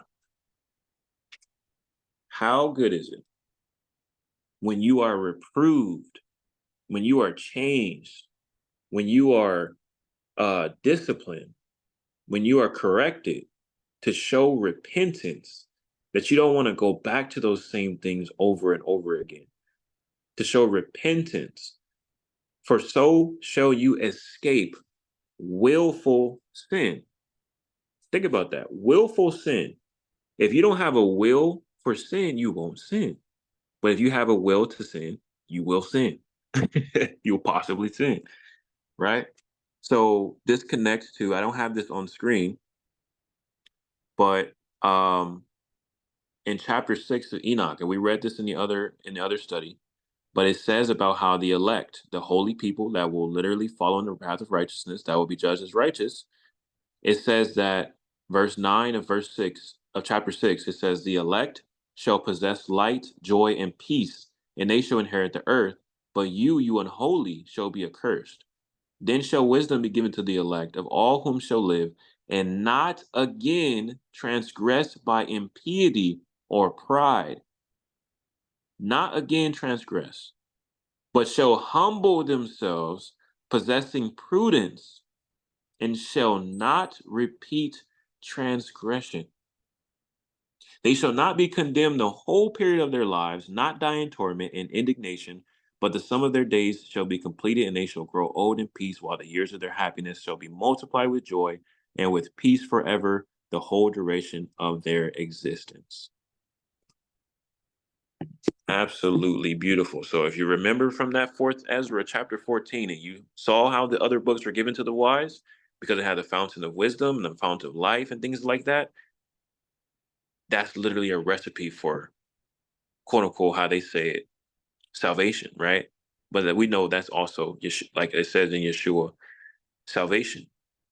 So there is a recipe for us to literally crack the code and do exactly how I was telling us to do it, with more sanctification and more growth, more purity. And that way we will actually be judged as righteous whenever we die. We all got a timeline. So we talking about a first testimony, and then also Enoch, him being translated up, a repentance to all generations should inspire you. It should inspire you. And no matter your background that you came from, no matter the things that you have gone through, and no matter the things that you failed at, if you're sitting here listening to this study and you're sitting here able to even go over the study and just read, in Shinnok, it's a blessing. It's beautiful. But it also tells you to be very fearful in a reverential type of way, to not just do the things that you see other people do with no fear. You have to have fear, which is the root of wisdom. This is a book of wisdom, intellectual wisdom, essentially, too. So you're not going to be able to grow in understanding and really allow these things to be in your heart, to continue to change you and continue to make you, grow into more holiness, especially if you're reading this book and you're connecting with other things. If you don't have any true fear, you have to have true fear. And that's why there's things in here. We're going over the story and the understanding about the Watchers, so that you really can understand and grow in fear. And you can see what happens when people, and even angelic beings, not walk in fear. So the angelic beings who were born on the very first day of creation, as it says in Jubilees, decided to scrap some of those fallen angels. I mean, obviously, those fallen angels decided to scrap their eternal ordinance. I mean, their eternal life, because they were born with it. If they're able to do something crazy like that they were already born with, eternal life, like literally think about that. They chose some females and some females, and they wanted to produce their own kind. And they wanted to do it different than what was ordained. And they scrapped their eternal life that they were already born with for something like that. And this is what we got to deal with as men of Yah and women of Yah, to go through all this stuff because of them, essentially making choices. And obviously Adam and Eve making choices that come from essentially all this stuff, all this pride and error. So you got a book like this that really is on point and connects with so much, and is an example of repentance to all generations. So the beautiful thing about this, now there's a lot of people who disagree and debate and all that stuff like that about who the two witnesses are. For me, in my studies, I have confirmed that it's Elijah and Enoch. and they have the two witnesses have um certain things about them that have to be qualified. You have to be qualified for in order for you to come back, and that includes being translated up from a long time ago. And Elijah is one of the pillars of that, and Enoch is one of the pillars of that. And so, one thing about the confusion with Enoch is that people are like, "Well, he's doing a job already in Eden." And it's like, absolutely, but you have to realize he doesn't do that the whole entire time. It's different jobs that everybody does, just like the angels. So up until a certain point, Enoch is writing the judgments and things of that nature. And when that's done for him to do, he's coming back with Elijah to also help people repent. Help people repent. So Sirach tells you he's an example of repentance to all generations. And he actually is walking in that the way that he's supposed to towards the end before the sun comes. And that's huge. Like you realize you realize when the sun gets here, it's wraps. Like it's literally it's over. It's like there's nothing anybody can do more than anything. Like if they're still alive and they're still in their sin, it is over. Because he is coming with a sword. He is coming to burn.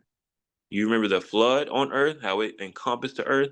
From the breath of his mouth, he is going to burn absolutely everything because he must destroy all evil and build it up to sanctify this earth, to usher us into the presence of his Father.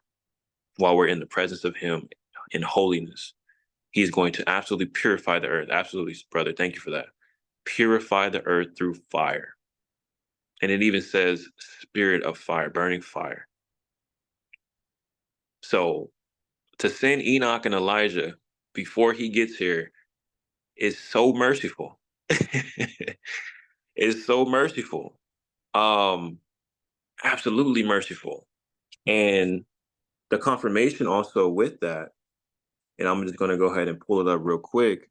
I think it's in what is it, Malachi, you guys, in chapter 4.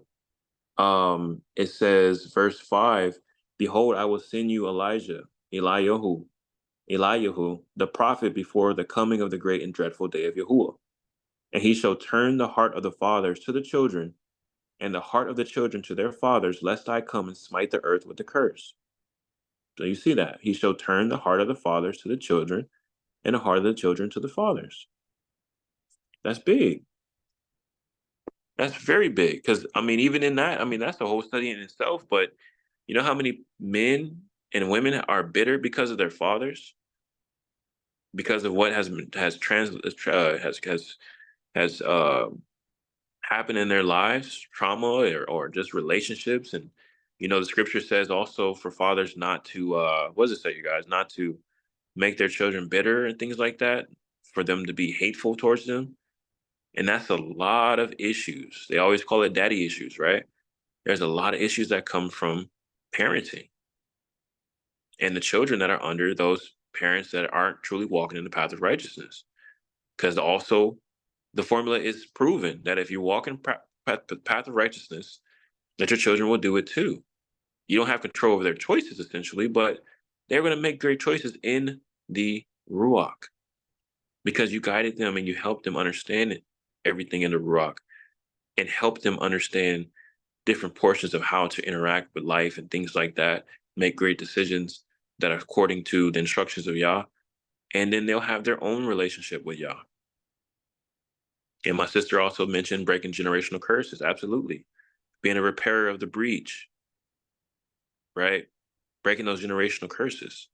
I take absolute pride in those type of things if I'm sent to do an assignment with my wife and I to go help and do those things because that's what he's allowed me to do in my own life, right? To be able to break generational curses.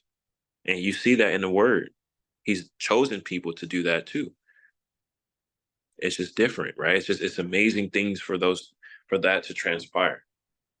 So yeah, so that was about the two witnesses. And again, we saw the Enoch is showing all things to happen. I mentioned the Holy One again at the end of this specific slide, just because, again, I read from Enoch, I think it was, yeah, like 82, or his prayer, right? Chapter 84. So again, you'll notice with patterns, you know that the son, you'll know who the son is, you know who the father is when you're reading different things. When it says Yahuwah and things like that. So you see like Yahuwah of glory is usually going to be the son. um Holy One, most times it's going to be the son, depending on like the situation that he's talking about. That you'll notice when he's giving praise to the father, he's saying it in a different type of way, where it's like even more magnified than he's talking to, the son. And typically he won't say King of Kings when he's talking to the father. So it's just like all these little, different portions that you'll notice. Okay. So make sure you guys just jot that down. um Yes, sir. Yep, I will definitely upload it and let you know.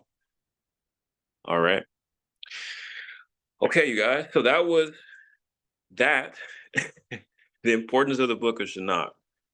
So now from here on, now we're really going to get into the meat of everything. So I told you this is literally for the ones that really study and really love to break this stuff down, because now we're going to get them into the meat of it. So give me like 30 to 45 seconds. I didn't think I was going to have to take a break, but I also didn't know that part was going to be dense. So I need to go ahead and get my water, use the restroom real quick, and come back. So I just need like 45 seconds, 60. Let's go 60 seconds. A 60-second break. I'm gonna keep this recording, of course. So when you replay it, obviously just fast forward it, or you can, take that time to get your own lunch and stuff like that. Whatever, you could pause it, blah blah blah blah. So we'll be right back, you guys. Give me 1 second. Plus 59.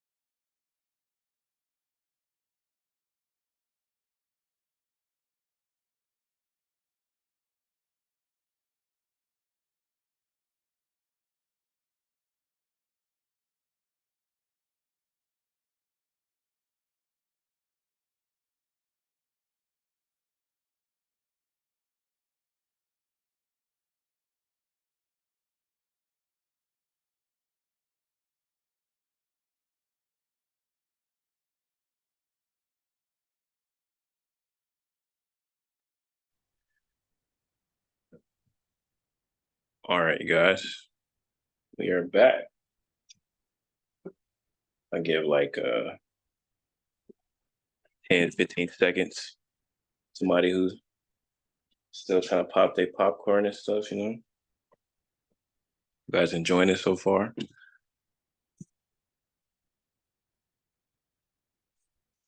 Somebody that don't remember that this study is recorded live first, probably like, why is he asking me if I'm enjoying this right now? Am I supposed to answer? Like when they're watching it later?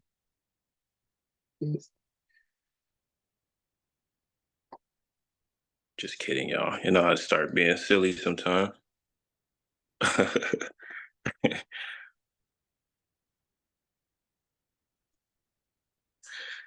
All right.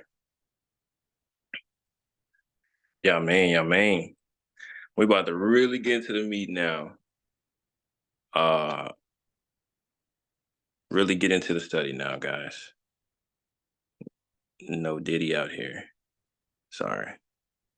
Just had to say it. I got some brothers in here that always try to act. They be saying some funny stuff. They be like, "Hey, bro." Like, "Hey, bro, you remember when you like?" No, I covered myself. All right. So Let's continue. Let's continue. All right. um all right, so we're gonna read Enoch 8 finally, all right? Obviously we're gonna go verse by verse. I'm gonna read it in different translations, okay? And it's only a few because I just want to make sure that you guys also see that there are different ways to break down scripture, right, by the translation. And it shouldn't give you a total different, um, let's just say some people make different doctrines, right, out of a chapter, even by the translations, and then it'll be completely different than what it's actually supposed to be, or a form of the truth, but not the whole truth. So this is just to show you that some words could be in there inserted in a way from a certain translation, and then you can get another word and they'll just bring even more understanding or more light to something else, right? So I'll go ahead and read it from the Sefer first, all right? Then I'll let you know the other translation I'm reading from.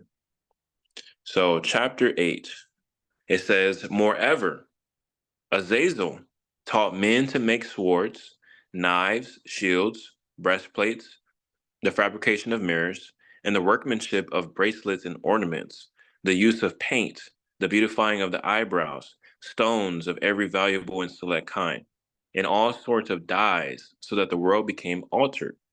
Impiety increased, fornication multiplied, and they transgressed and corrupted all their ways. Amazarach taught all the sorcerers and the dividers of roots, armors the solution of sorcery. Barkael, the observers of the stars. Akibael, signs. Tamiel taught astronomy, and Asaradel taught the motion of the moon, and men being destroyed cried out, and their voice reached to heaven. Okay, so that was the Sefer translation there. So now I'll go ahead and read. Let's see here. Am I still on the Zoom? Can you guys hear me? Yeah, yeah. Okay, so I'll go ahead and read the next translation. So, this one says it's from the Midrash, um, but I'll explain why I even read that part from the Midrash. Um, I'll explain that part soon, very, very, very soon. But it's just a different translation. It says, "Then the earth complained about the impious evildoers, but the fallen angels continue to corrupt mankind. Azazel taught men how to make slaughtering knives, arms, shields, and coats of mail. He showed them metals and how to work them, and armlets and all sorts of trinkets, and the use of rogue for the eyes, and how to beautify the eyelids, and how to ornament themselves with the rarest and most precious jewels and all sorts of paints.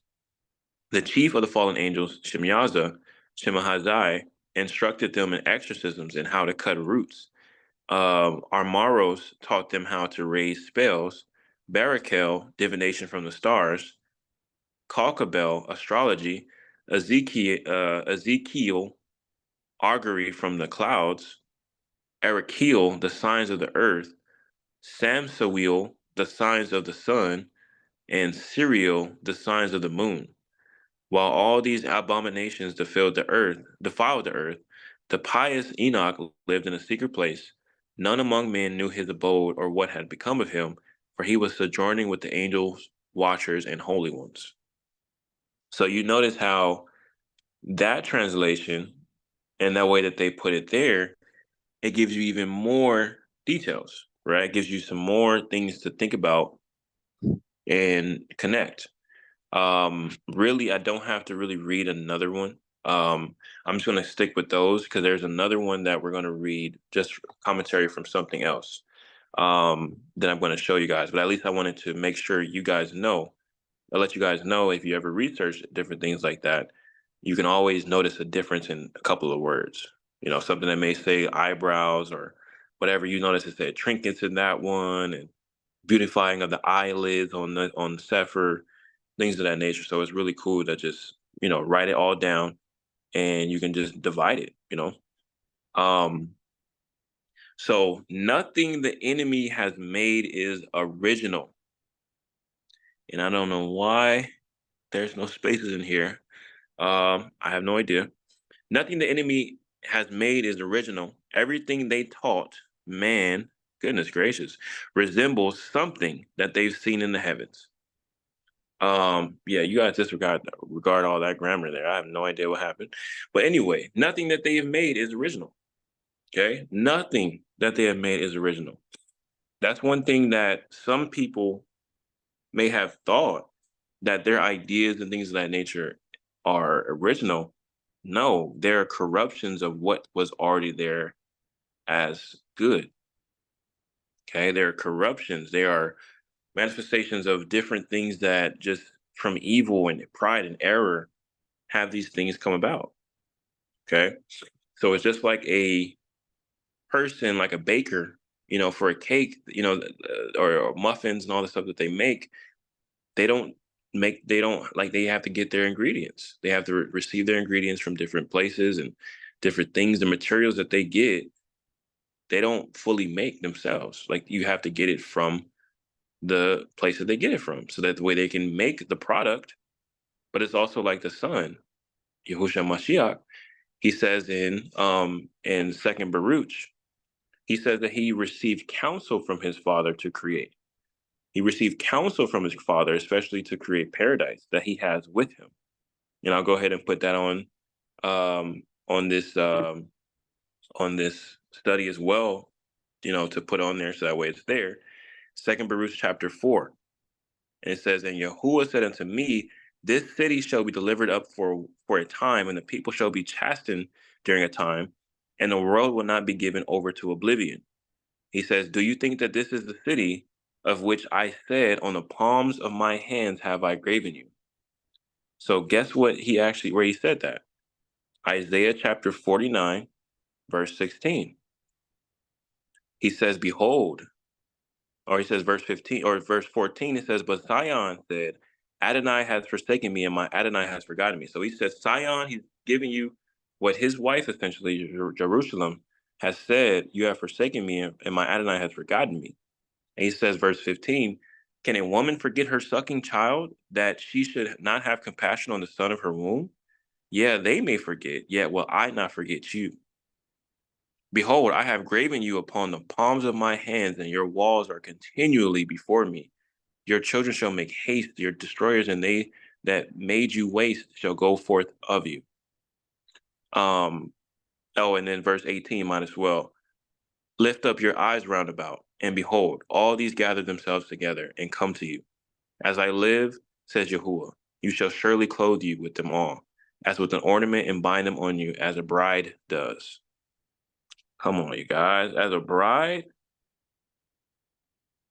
and her Ishi is talking right there? Like, come on. So going back to Second Baruch chapter 4, "Do you think that this is the city of which I said, On the palms of my hands have I graven you?"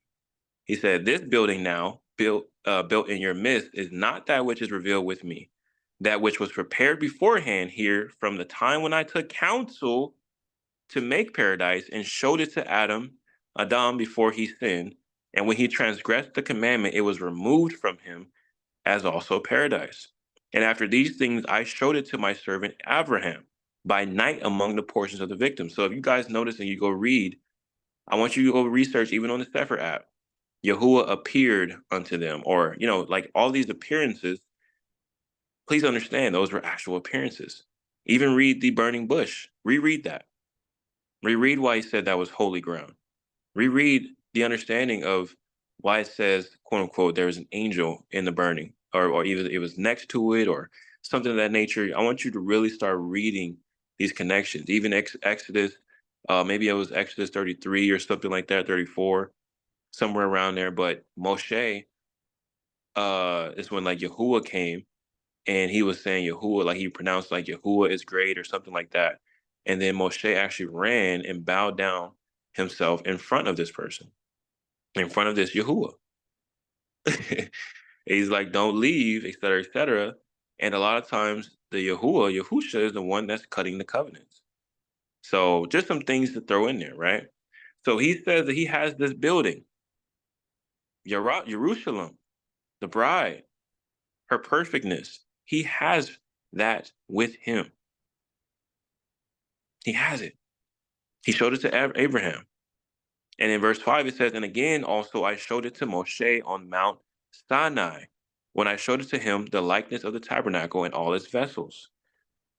And now, behold, it is preserved with me, as also paradise.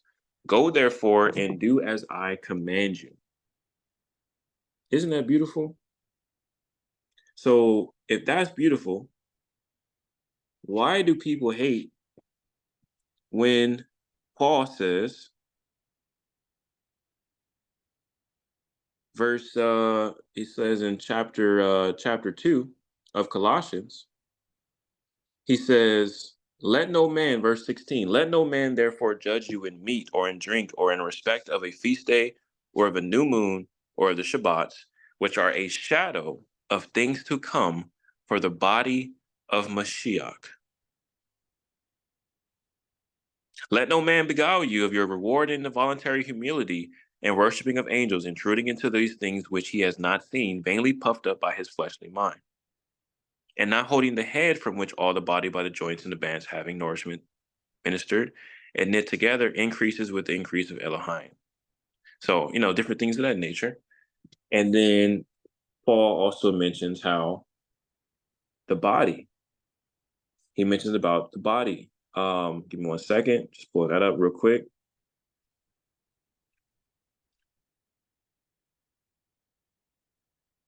Give me 1 second, you guys.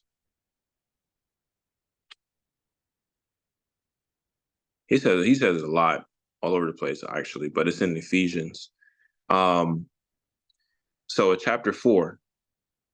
So he talks about how verse 11, he says, and he gave some apostles and some prophets and some evangelists and some pastors and teachers for the perfecting of the Kodeshim, for the work of the ministry, for the edifying of the body of Mashiach, till we all come in the unity of the faith and of the knowledge of the Son of Elohim, unto a perfect man, unto the measure of the stature of the fullness of Mashiach, that we henceforth be no more children tossed to and fro, and carried about with every wind of doctrine, by the sleight of men and cunning craftiness, whereby they lie in wait to deceive. Some of you guys really know that now. Like, but verse 15, it says, but speaking the truth in love may grow up into him in all things, which is the head, even Mashiach, from whom the whole body fitly joined together and compacted, that by which every joint supplies, according to the effectual working in the measure of every part, makes increase of the body unto the edifying of itself in love, etc., etc. Beautiful, beautiful chapter written. But so many people who claim that they're, in the Torah, things like that, they hate those parts that Paul says, because it exposes that they are trying to sit there and say they got everything all together. They don't want to say that they're actually trying to be perfect in him, but they obviously we need his power in order to be perfect.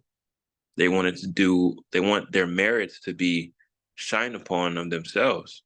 And if you read in Job, Yah let Job know it don't matter how righteous you think you are. Let me tell you what I do. Let me tell you the things that you can never take care of and do. Let me let you know that what I do is what I do. What has to be done in your life has to be done. And that you have to follow the instructions and be obedient and love, and don't worry about all the extra stuff. Know that I am who I am, et cetera, et cetera, et cetera. There's so much more you can take from there. But yeah, I just wanted to make sure I brought that in there. It's on record. Second Baruch chapter 4. So again, I said all of that just to summarize, because he received counsel from his father. And that's what he has with him. He has, in that place also is a tree that also, excuse me, Enoch talks about that he also seen. That's not, you can't smell it here. It doesn't look like anything here. That tree of life is waiting for us, for those who are righteous. And also in Enoch chapter 14, it also talks about the glorious and effulgent one who does not receive any counsel. So it got to be two different Yahuwahs. The one that doesn't receive counsel is the Father, the glorious and effulgent one. The one in Second Baruch chapter 4 is his son that he counseled and that spent time with him before day one even started.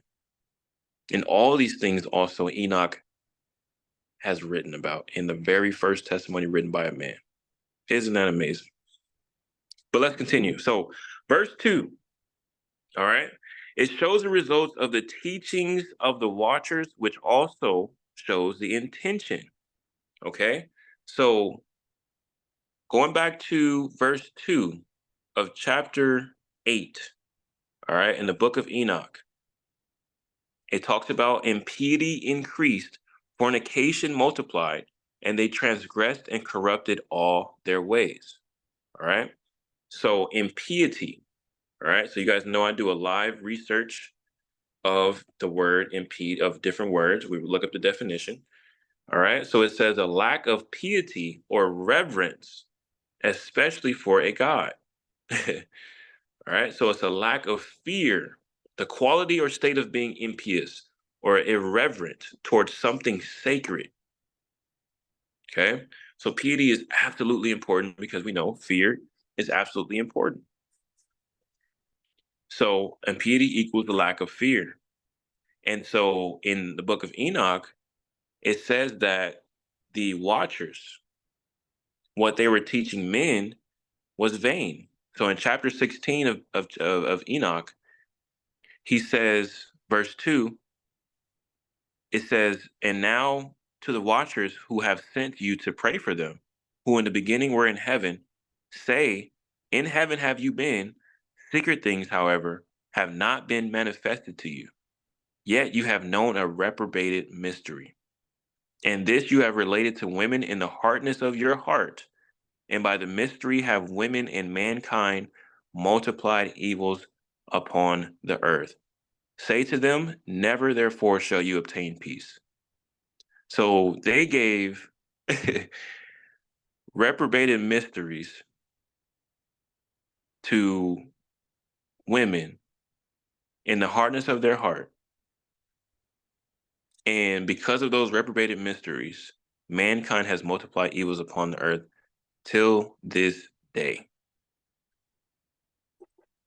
Till this day. Um, so notice that the opposite, Yah has given his mysteries to those who, what? Fear him. To those who fear him. To those who fear him, you guys. I think there's multiple scriptures that say that, but I'm going to go, of course, use my boy Sirach. And in chapter 3, he says, many are in a high place and of renown, but mysteries are revealed unto the meek. For the power of Yahuwah is great, and he is honored of the lowly. Amazing. And there's other scriptures that maybe you guys can even pull up and put on the chat, but he gives those mysteries to those who fear him.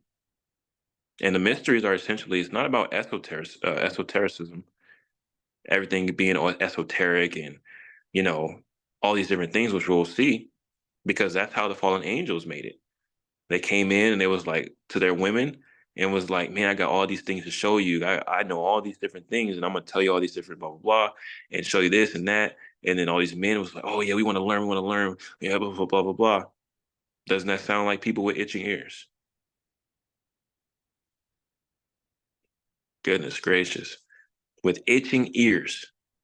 So with itching ears, they was able to just learn whatever. And it was reprobated mysteries. Just my goodness. So it also mentions in that verse too, fornication, right? So I want you guys to obviously do more research on fornication. And I have, some things to just show you guys, just really quick. We're not reading these whole articles. Um, but it is good for me to show something like this where there is a big difference, but you have to understand the whole of the basis of fornication. Okay, so fornication is used in the Bible to refer to two types of sin. In its most literal sense, fornication refers to any violation of Yah's laws regarding sexual behavior. But fornication on a spiritual level refers to pagan idolatry, such as the practice by the nation of Israel, which was pictured as God's wife in the Bible. In the Old Testament, the English word fornication is used to translate the Hebrew word zanah, which refers to all types of sexual immorality. Okay, so you notice that it refers to all types of sexual immorality from that Hebrew word zanah. Here is a literal use of zanah, speaking of a violation of Yah's laws regarding sex. Verse 20, it says, "But if this thing be true, and the tokens of virginity be not found for the damsel, then they shall bring out the damsel to the door of the father's house, and the men of her city shall stone her with stones that she die, because she had wrought folly in Israel, to play the whore, Zanah, in her father's house. So shalt thou put evil away from among you."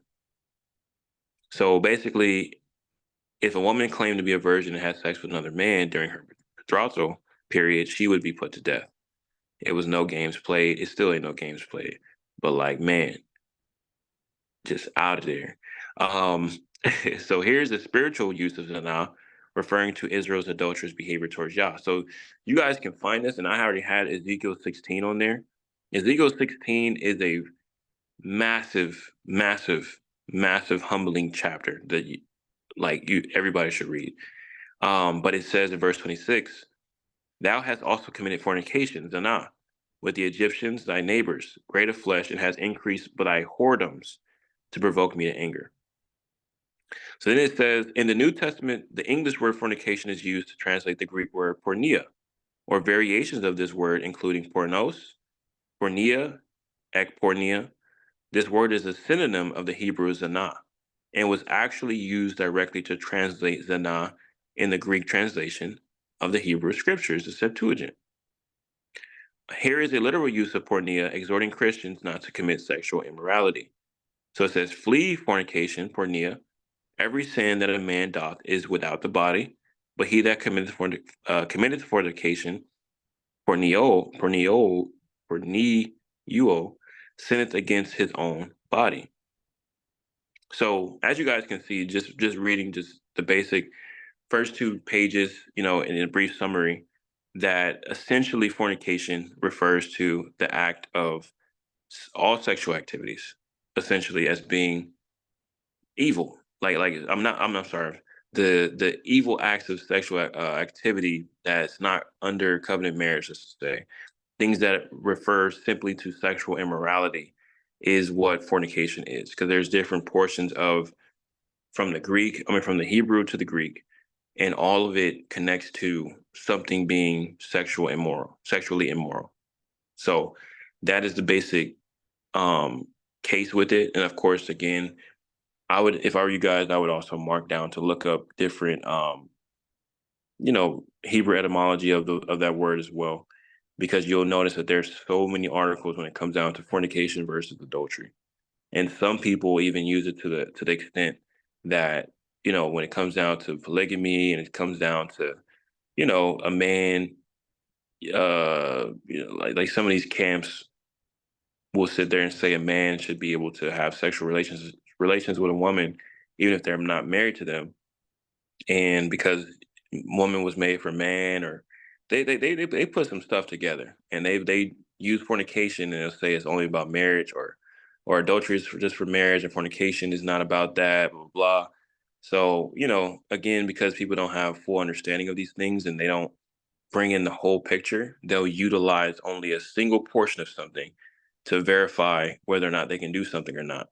And that's sinful. We all have done that in some time, in some way, where we'll sugarcoat something, or we'll kind of convince ourselves something isn't as bad as it is, right? And it's interesting, even from a man's point of view, when it comes down pornea, not saying women don't watch it either, But porn, right? You can convince yourself that it's okay to watch something like that because you're just in this field. You're trying to abide by the lust that you have, and that spirit of lust is so much in you that it's willing to, or your flesh becomes willing to abide by that sin. And essentially, walking into James chapter 1, where it talks about, that sin leading to death, essentially, and taking heed to the temptation and all these different things like that. So yeah, daughter of Yah. So man can't commit adultery. That's not true. It's that's probably gonna we probably need to do a study on that one for sure. There's so many things that gotta get cleared up. Oh man. But let's stay on fornication. That when it comes down to all sexual immoral acts, that essentially a man or woman having sexual relations outside of marriage that's not covenant unto Yah is sexually immoral. It's very simple. Um, and there's so many aspects of the word and being able to break down all these different examples and all these different scriptures, even in Hermas and all these different places in the Apocrypha. So it's just interesting. So we definitely have to get a study on that one from the old to the renewed covenant, and then just bring in the whole, because people misconstrue so much of that, and they just give themselves an excuse to just be having sexual relations with anybody, even if they a girlfriend, and they just be like, yeah, I'm not quote unquote married to them. And there's one thing I will share with a couple that got married recently that I was able to marry in covenant marriage unto Yah. Like they took time out and really like made sure that they weren't doing any of that stuff. Like they really, in the beginning, it was kind of hard, like, just getting that temptation. But that's why we did counseling, and they really pushed themselves to be pure unto Yah. And one was a virgin and one wasn't, but still, it was just a fact of honoring Yah with their bodies. And they even got baptized the day before they got married unto Yah. So that tells you a lot what people can do when they really want to stay in purity. And when they really don't want to stay in purity, you'll get a bunch of stuff that's misconstrued, and they'll tell you what a man is allowed to do, but a woman isn't. It's crazy. It's crazy out here. You got to be really careful. So I'm not going to read the rest of this specific research here, but at least I think we got the gist of why it's talking about fornication. Okay. But impiety, lack of fear, and fornication. Okay.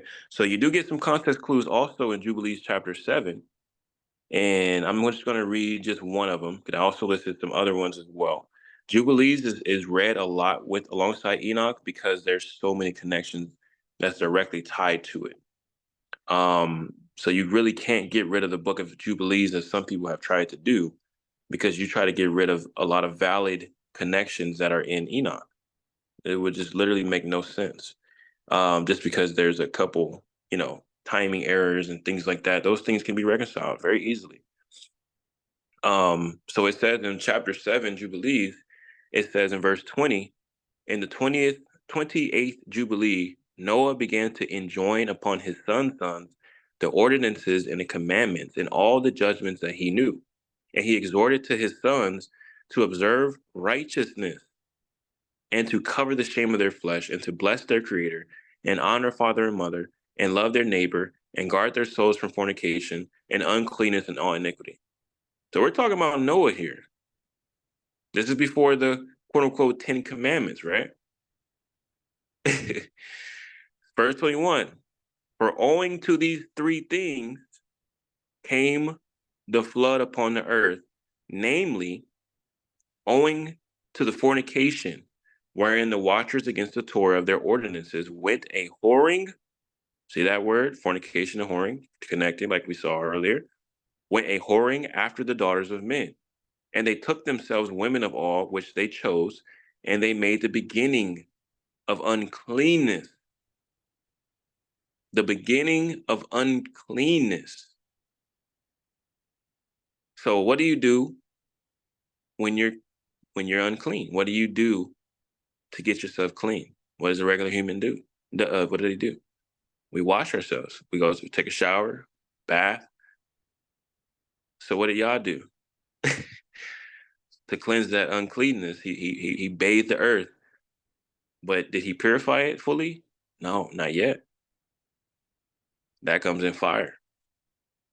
But you notice here, fornication and uncleanness, whoring, is all connected, right? So everything that you see that the fallen angels taught men, and you understand that they had reprobated mysteries attached to it because of the wickedness of their heart. Everything that they taught men is connected directly to uncleanness, wickedness, vanity, a lack of fear. So now you have a very solid foundation to understand that, because it's really hard for people in the world. Because remember, what this first testimony is written for all men. It's really hard for people in the world to sit there and say, well, why is that not good for me? But the wise know why something isn't good for them, especially when you know the origins of where these reprobated things have come from, the uncleanness, the wickedness. The people that are of the world won't be able to see those things because why? The natural man cannot perceive the things of the spiritual, because the only one that can perceive those spiritual things are the ones that are spiritual, that are in Yah and worshiping in spirit and in truth. We're the ones that can perceive it. It's beautiful, but it's crazy at the same time, right? Because there's literally no excuse. Enoch wrote it already. Like, he wrote it. There's so many things that have been written for judgment purposes. Romans chapter 1, right? 18 through 32. They changed the glory of Yah, even by the things that they can see that have been created. They changed into idols. Idols.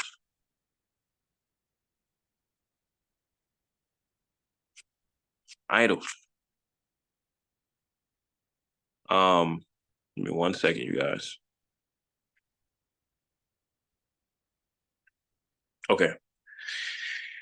All right. So now let's get into swords and knives. All right. It says history of items listed through research.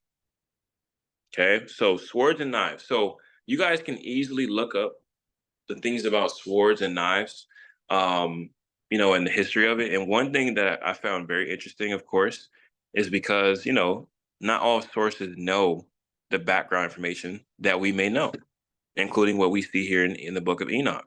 So you'll see that the origin of swords and knives could come from a certain period, and it proceeds way further than when the fallen angels were here.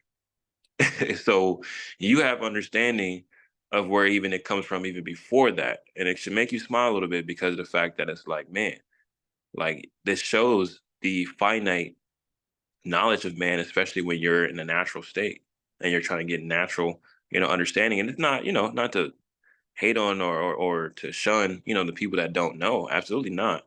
But it just lets you know that there's always more to understand and more to connect, right? Especially for the first testimony ever written by a man. The tree of knowledge of good and evil, obviously, open up their man's eyes, Adam and Eve, and understanding that we need the Ruach. We need to understand how to make good choices, understand wisdom, understand fear. Because then those actions with Eve starting first, as Sirach says, that through a woman, death has entered, essentially, and Adam took part in that, that literally there was no fear. There was pure impiety that took place.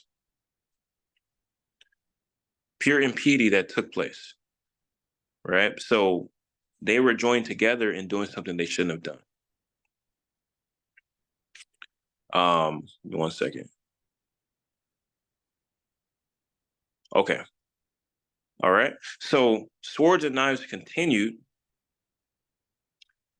in the book of Enoch, chapter 90.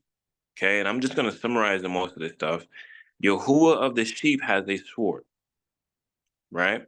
Yahuwah of the sheep has a sword. So in chapter 90, 26 through 43, 26 through 27, you're going to notice that literally it says that the Kodashim were given his sword to destroy because there's a certain portion after he's done certain things or during him doing certain things, he allows his Kodashim to start destroying and taking some vengeance out.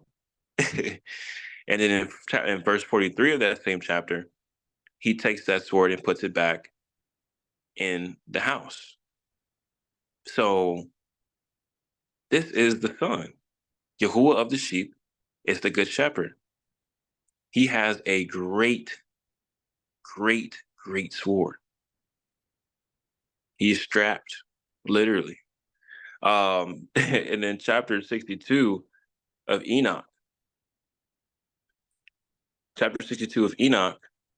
it says verse 1, thus Yahuwah commanded the kings, the princes, the exalted, and those who dwell on the earth, saying, open your eyes and lift up your horns if you are capable of comprehending the elect one. Yahuwah Sabaoth sat upon the throne of his glory. The Ruach Sedekah was poured out over him. So you know that right away, that is not the Father right there. Because in another area, Yahuwah Sabaoth was put on a throne by the Yahuwah Sabaoth. And I know it sounds confusing, but it's because how Sefer has written it. I'm just trying to bring a little bit more understanding on there. This is the name, ultimate name that Yahusha carries before Yahushua HaMashiach. So that's why I'll say, in the name of Yahushua HaMashiach, in Yahuwah Sabaoth, because Yahuwah Sabaoth is essentially the highest name, according to the book of Enoch, and we'll break that down later on down the line. But it says a Ruach Sedekah, the spirit of righteousness was poured out over him, and the word of his mouth shall destroy all the sinners and all the wicked, and who shall perish at his presence. In that day shall all the kings and the princes and the exalted and those who possess the earth stand up and behold and perceive that he is sitting on the throne of his glory, that before him the Kodashim shall be judged in righteousness, and that nothing which shall be spoken before him shall be in vain.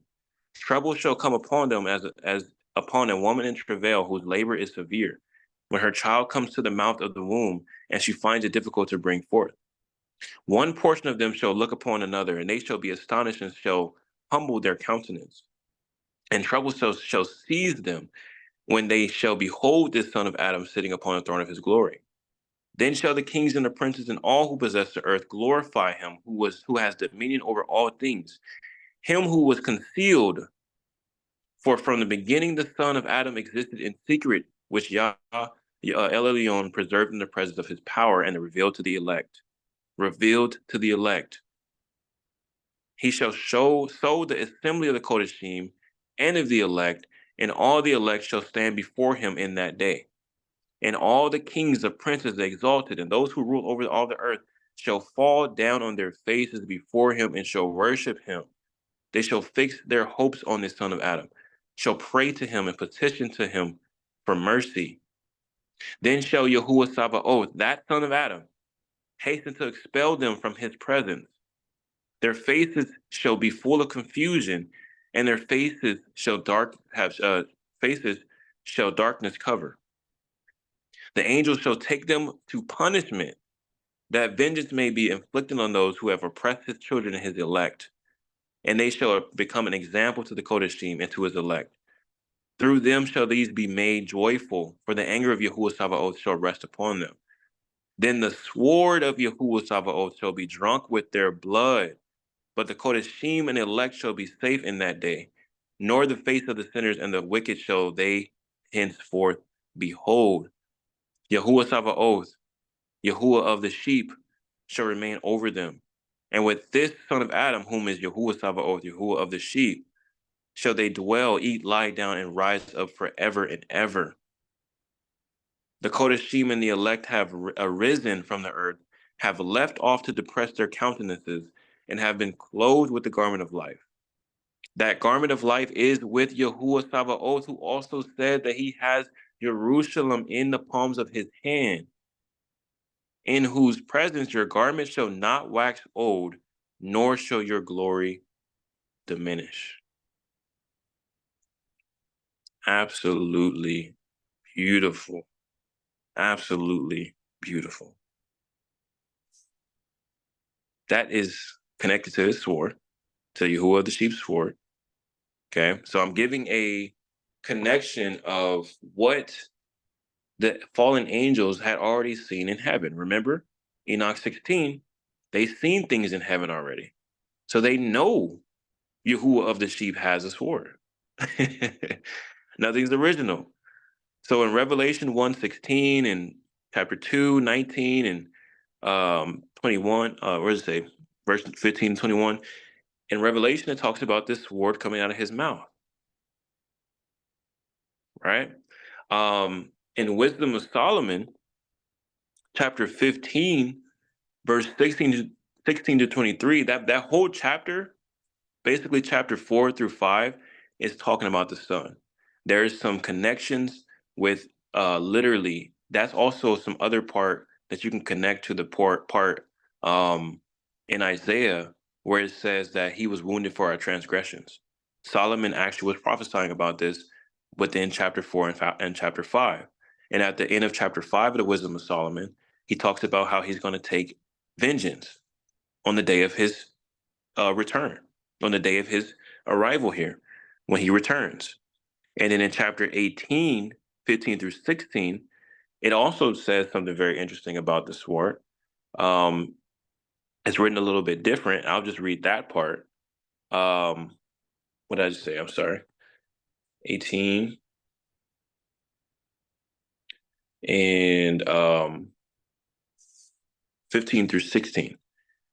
So it says, Your almighty word leaped down from heaven out of your royal throne as a fierce man of war into the midst of a land of destruction, and brought your unfeigned commandment as a sharp sword, and standing up filled all things with death, and it touched heaven, but it stood upon the earth.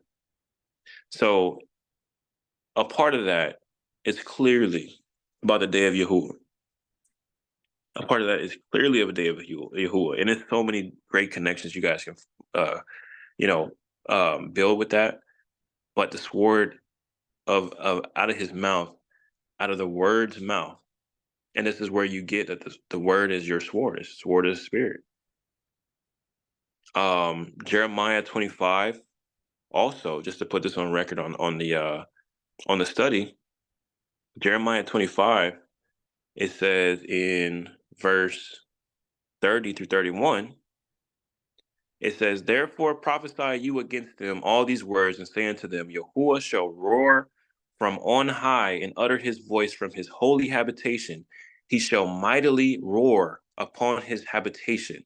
He shall give a shout as they that tread the grapes against all the inhabitants of the earth. A noise shall come even to the ends of the earth.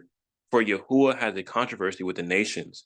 He will plead with all flesh. He will give them that are wicked to the sword, because it will be drunk with the blood of the sinners when he gets here.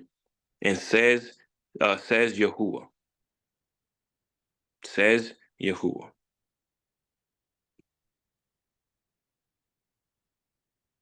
Plays no games.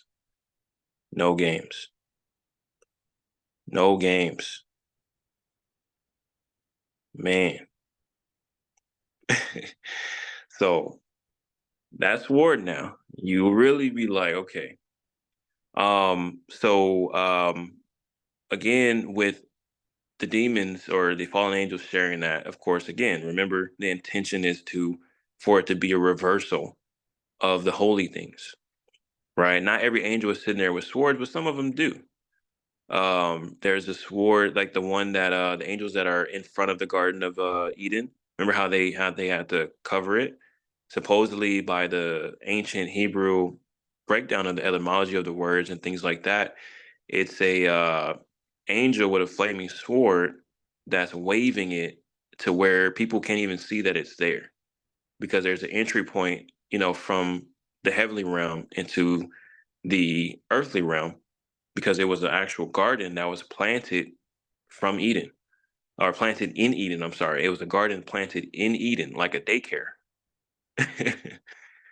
Like it was like literally like a daycare before. If Adam and Eve would have just did their job, then did it well and consistent, and if they were born like the angels, essentially, maybe and with eternal life, but they didn't even realize what that really was, and they lost it, and they realized they lost it once they got kicked out, and it was like, oh man, what did we just do, right? Um, so again, there are certain angels with some swords and things of that nature, but of course, the fallen angels taught that to men to essentially destroy themselves. But we'll continue and get to that part. Shields and breastplates. Okay, so we're still going down the line of what the fallen angels taught men. Okay. And again, you guys, I just got to finish the whole study. I'm not going to stop. I'm not going to really break it apart. So it's probably going to be another hour, to be honest with you, and that's totally fine. I have the time for it. If you don't, it's okay. Again, I will post it, so you're not doing anything wrong or whatever. But if you got the time, cool. Stay in the study and things like that. It's definitely fire. But if you have to go, it's all right. It's all right. So shields and breastplates. So Uriel was seen in the Apocalypse of Zephaniah. All right, and he actually is seen with a breastplate. Okay, so let me share that part. So this is where Zephaniah seen the accuser, and he's seen Uriel. Okay, so let me see. So in verse 4, it says, "And then I thought that the Lord Almighty had come to visit me. Then when I saw, I fell upon my face before him in order that I might worship him. I was very much afraid, and I entreated him that he might save me from the distress. I cried out loud, Elo, Elo, Elo, Eloi, Lord Adonai Sabaoth." So that either can be translated as like Yahuwah the Sabbath or Yahuwah of Sabaoth. They actually have those words were translated back then, but you'll notice that it'll say Adonai, Lord Sabaoth, things of that nature. It says, "I beseech thee to save me from the distress, because it hath fallen me." In that time, same instant, I stood up and I saw a great angel before me. His hair was spread out like that of a lioness's. His teeth were outside his mouth like a bear. His hair was spread out like a woman's. His body was like the serpent's when he wished to swallow me. And when I saw him, I was afraid of him, so that all the parts of my body were loosened, and I fell upon my face. I was unable to stand, and I prayed before the Lord Almighty. Thou wilt save me from this distress. Thou art the one who saved Yasharel from the hand of Pharaoh, to the king of Egypt. Thou saved Susanna from the hand of the elders of injustice. Thou saved the three holy men, Shadrach, Meshach, and Abednego, from the furnace of the burning fire. I beg you to save me from this distress. Then I arose and stood, and I saw a great angel standing before me, with his face shining like the rays of the sun in its glory, since his face is like that which is perfected in its glory. And he was girded as if a golden girdle were upon his breast. His feet were like bronze, which is melted in fire. And when I saw him, I rejoiced, for I thought that the Lord Almighty had come to visit me. I fell on my face, upon my face, and I worshipped him. He said to me, "Take heed, worship me not. I am not the Lord Almighty, but am the great angel Uriel," which also translates to Uriel, "who is over the abyss in Hades, the one in which all of the souls are imprisoned from the end of the flood, which came upon the earth until this day." And then I inquired of the angel, "What is the place to which I have come?" He said to me, "It is Hades." Then I asked him, "Who is that great angel who stands thus, whom I saw earlier?" He said, "This is the one who accuses man in the presence of the Lord." Man. So it's interesting. One of my brothers hit me up the other day about you guys know that Instagram account, the AI Bible or something like that. And so he sent me, excuse me, guys. He sent me a post that they did on what, based off of the scriptures, what Satan looks like. And when you go watch that video, you'll notice that they got him in gold breastplates and gold, whatever, wings and all types of stuff, because they took a description from Ezekiel, I think Ezekiel 18, when they talked about how he used to have certain jewels and things like that on him. So they used that scripture and said this is what he looks like today. Deceit, like they do a lot of deceptive stuff on their Instagram. You guys have to really pay attention. And so he sent me that post because he was like, "Is this true?" And I was like, "No." And I sent him basically this right here too, and explained to him, you know, the carefulness that he has to have to have, because I've noticed how they have tried to turn some stuff even from like the very beginning, even though some things be on a little bit on more on point, but you have to really be careful because what we can't see in the spiritual realm, they're trying to recreate and give people a sort of mindset on what to expect or what to accept as like, oh, okay, that's it. That's what it looks like. And there's still no like fear for the heavenly thing. You know what I'm saying? Like no reverence for the heavenly things. It's like it's a very, very keen little thing that just happens. And even like with something like that, people can be looking on that video and be like, wow, okay, Hassan is very beautiful and all that stuff because they didn't really tell the whole truth. They didn't put in all the scriptures because you'll notice that it says he was fallen. He's in a fallen state. In that same chapter it says he was fallen. He was struck down. So he wouldn't have all that stuff on him right now. But again, we got all these other connections to draw. And look how ugly this dude looked, right? So it's like exactly. He was stripped of all that. Exactly. And sister said it's like Beauty and the Beast. They try to tell us the beast is good and will ultimately have a beautiful image in the end. Facts. Facts. And then guess what? The beast over there mating with the female one. Like, come on, man. Come on. That's the AI Bible Instagram app. So literally, if you go through those posts, you will notice. You will see exactly what I'm talking about. It's these very keen times you got to be these keen little subtle things that the enemy is doing. You got to be really careful about and make sure you do your research because a lot of these people are not even going to go research and go read in the word.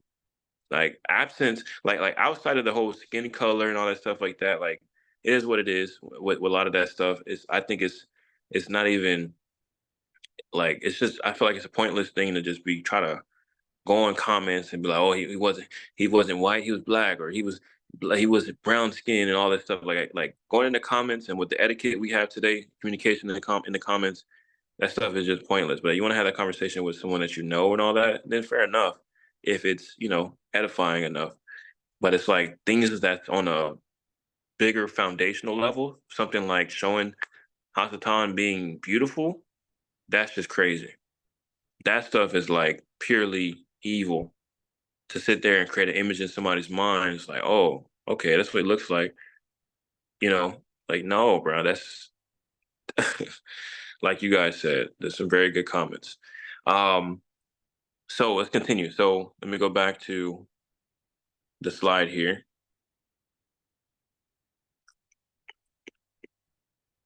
So in Genesis chapter 15, verse 1.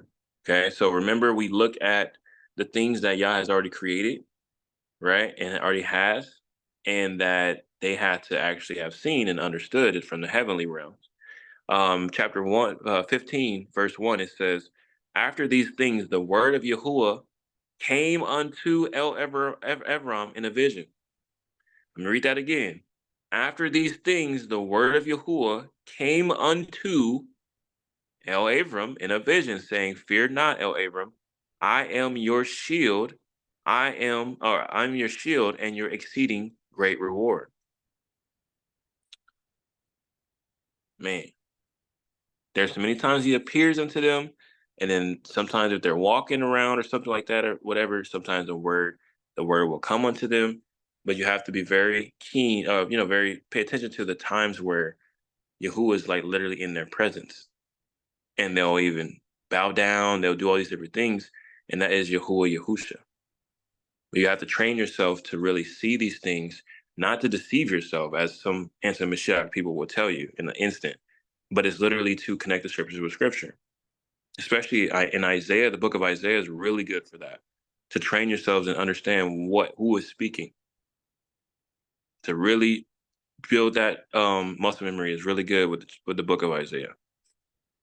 Let's continue. So in Deuteronomy chapter 33, verse 29, he also mentions how he is a shield. So whether or not that's the Father or the Son, Deuteronomy chapter 33, it says, verse 29, happy are you, O Yasharel, who is like unto you, O people saved by Yahuwah, the shield of your help, and who is the sword of your excellency. And your enemies shall be found liars unto you, and you shall tread upon their high places. He is a shield and a sword, a buckler. How many times does Psalm say that? Man. And so you really know he is strapped on top of that too. And his father is the ultimate one that has provided him that power to do so. So what really are we afraid of? You can't destroy that sin that's ruining your life? That's an excuse. That's for all of us, right? So again, under shields and breastplates. So remember, we're talking about the shields and breastplates, the swords and the knives. So you'll notice in chapter 69 of Enoch, this is the part where it's about the five Satans. Okay, so this is how the scholars put it together. We're gonna go over this more as time goes on. It's gonna keep coming up here and there. Okay, so I'm just letting you know in Enoch chapter 69, it talks about the same angels that we're talking about right now, and a little bit more angels are also mentioned about them, being included in the judgments because of, obviously what they did that we're also reading about in Enoch chapter 8. But it tells you that they had chiefs over them. So you know how it says Shemjaza was initially the chief. There were chiefs over him, over those chiefs, because there's order. These are the chiefs of these angels. Okay, so verse 3, these are the chiefs of their angels, and the names of the leaders of their hundreds, and the leaders of their fifties, and the leaders of their tens. Okay, so again, it's going to come up again where I'm going to break this down a little bit more. But there's so much validity for it, including in Second Enoch, where I forgot which chapter it was. That's a careful read as well. But it talks about there were like a certain amount of archangels that were created as captains essentially over all the other angels. And they all had different types of jobs, of course. But there was a certain archangel, that rebelled. And it legit says that he was struck down. Just like, what did the Son say somewhere in Matthew? I saw Satan falling down as lightning. Now you will have these people telling you that the renewed covenant scriptures are fake. They tripping. They don't understand. So, like Yahushua said, Yahushua saw Hasatan falling down like lightning. It also says that in Second Enoch, but it also says there were other angels that came with him that fell down. So going back to Enoch chapter 69, you see that verse 3, it tells you that there are chiefs of these angels. So this is what the scholars call the five Hasatans, or five Satans. Okay? So specifically about Hasatan, who we call Satan, right? He is mentioned in verse 6. It says the name of the third is Gadrel. Did it say Lucifer? No. No. It said his name is Gadrel. Now, obviously, there's many names for different, certain people, certain angels. Uriel has like three names. Yah, the Father, has glorious and effulgent one, and I say Abba Yah, it's Abba, and things like that, and even the Son. Somewhere in Isaiah talks about him being El Gibor. It even calls him a father because he's a father unto us, especially he's a father unto Yasharel. And these same characteristics that his father has, he has. It's in different forms, but it's one and the same. That's why they're so yakad. But the Son is the good shepherd, Yahuwah of the sheep, Yahuwah of glory, King of kings, Melech, all these different things, and we'll talk about that, I think, on the next chapter. But here, Satan, this specific one, is Gadrel, and how let's continue. It says he discovered every stroke of death to the children of men. He specifically seduced Shua, aka Eve, and discovered to the children of men the instruments of death, the coat of mail, the shield, and the sword for slaughter, and every instrument of death to the children of men. from his hand were derived to them who dwell upon the earth from that period forever. So this is just a summary because I will give this study next. I think this is actually going to be the next study that accompanies this chapter because I just need to just go ahead and just knock that out, which was basically me telling or proving to you guys basically by dividing the scripture and the research that Lucifer is not really his name. It was never really his name. And I'm going to actually talk about that in a little bit too as a summary. But here it tells you that his name was Gadarel. That was one of his main names. And you see that he taught men these instruments of death, all these things, but we just read that Azazel was the one who did that in the beginning. It's because Azazel is under one of these Satans, and he carried on the same practice and things that Gadarel was teaching men as well. They all teach men, they all do different things, but it's all in a certain type of order, especially even the fallen ones, right? So this specific one, Gadarel, it says, from his hand were derived to them who dwell upon the earth from that period forever. Now, the reason why he taught men that specifically, and he also seduced Eve, is because he wanted to destroy man. He hates man. It says even in Second Enoch and other places that literally he rebelled. That's why his name is a Satan, because he's a rebellious person. Even Mastema in Jubilees, it means like basically rebellion, adversary. He's also called Melchira. That's a prince of evil, essentially, a prince of rebellion. Excuse me, a prince of adversity. So him and these other Satans, quote unquote, were the original ones that rebelled against Yah. And when they fell, they were the ones initially starting a lot more of the chaos and error and things of that nature. But it got heightened at a level where when the fallen angels got to Mount Sherman and they made their oath, then everything sparked even more. Where that's why in Jubilees it says that that was the beginning of uncleanness. So there was already sin going on and being, spread out and things of that nature. But by time also in Jubilees chapter 10, even after the flood, Noah is also praying and asking Yah for his sons to be saved. And he wanted to destroy all the demons that were out. So right. So you start seeing these different portions of the timeline. And so that's what that study is going to be next, is to really bring that whole timeline together. And so that way you actually have, the full timeline understanding of like how it actually went. Because you start hearing this stuff, it's like, man, this is different, because it's like you really got to plug in here, plug in there. So it's actually really, really, it's very, I would say simple, but it's simple, right? So continuing, Noah is wanting to bind all the demons in chapter 10 of Jubilees, and then here comes Gadriel, Mastema, who hasn't got the judgment that the other Satans got and the other fallen angels got, so far as they're waiting for their judgment, right?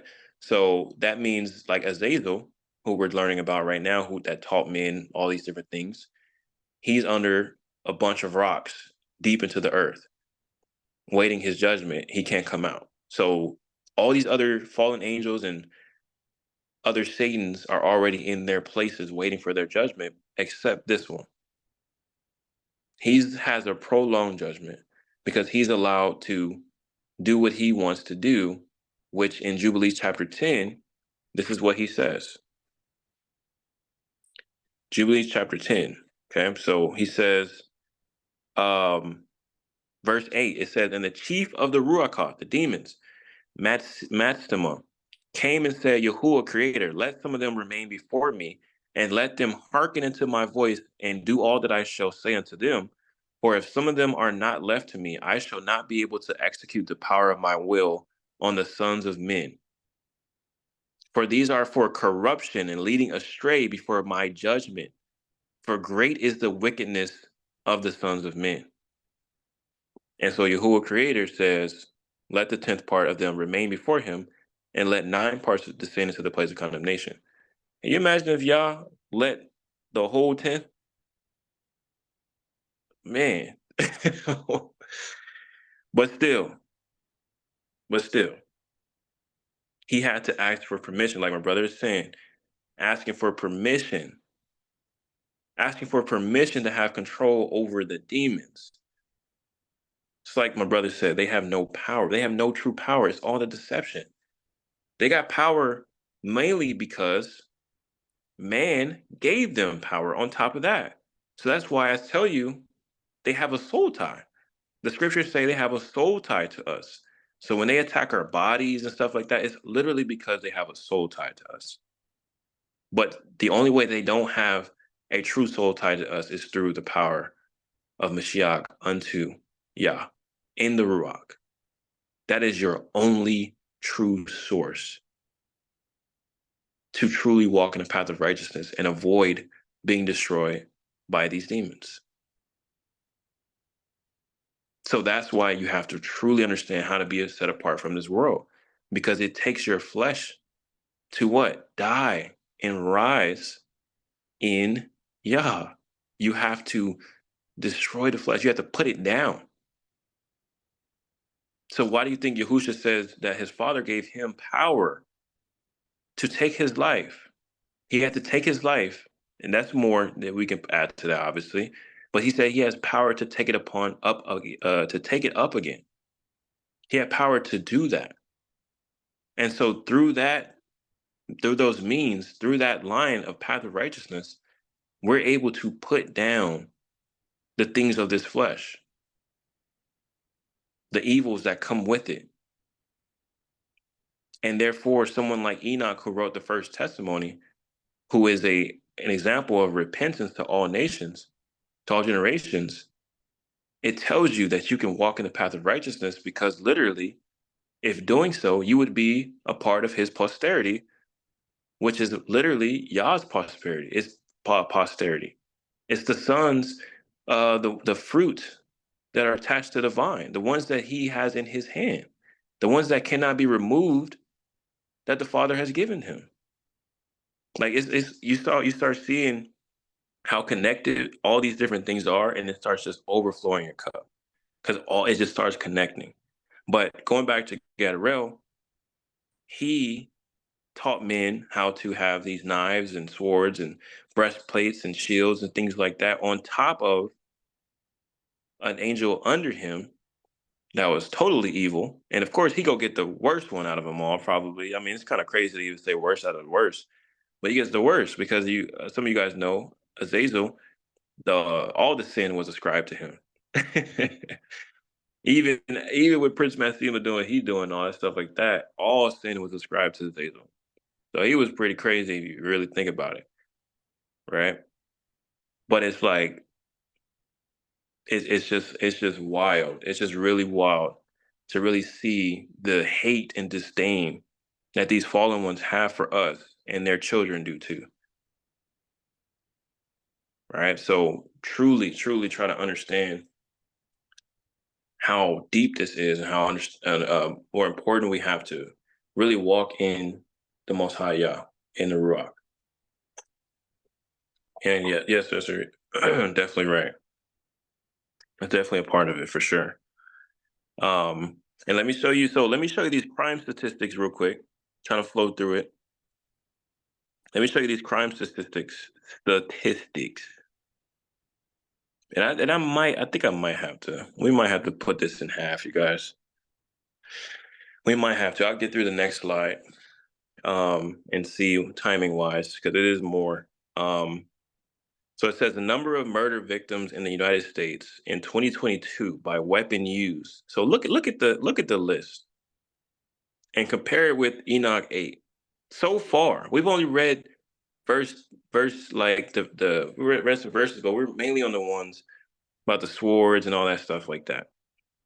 And look at what's still here: handguns, firearms, knives, cutting instruments, personal weapons, hands, fists, feet, rifles, other guns, blunt objects, narcotics, shotguns, asphyxiation, fire, strangulation, poison, drowning, explosives, other weapons or weapons not stated.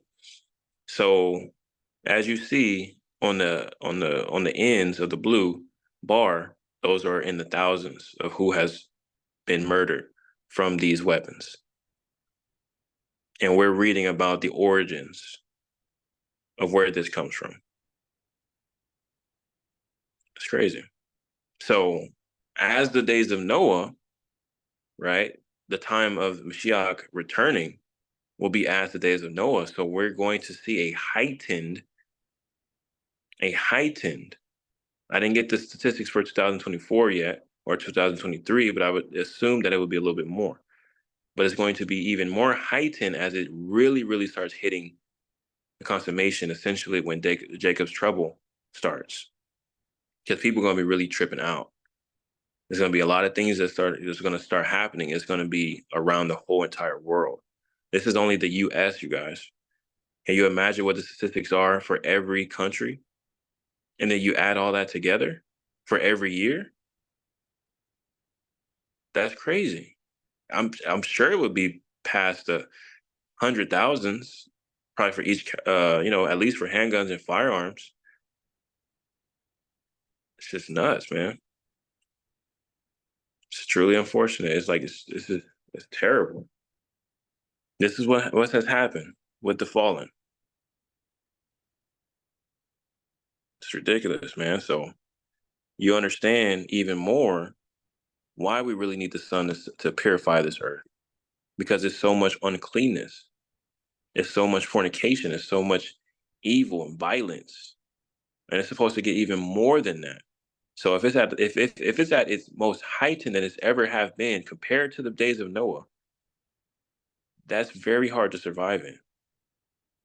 That's very hard. So you're talking about Enoch getting translated up as a sign of repentance. That's huge. And then Noah being chosen as a righteous man to continue the race on earth after the flood. That's huge. So then what happens towards the end? Yahuwah of the sheep comes back and he literally establishes his throne on earth. Like as far as the day after the judgment portion happens, and sanctification ensues. Purity ensues. There's no more violence for that 1,000-year reign.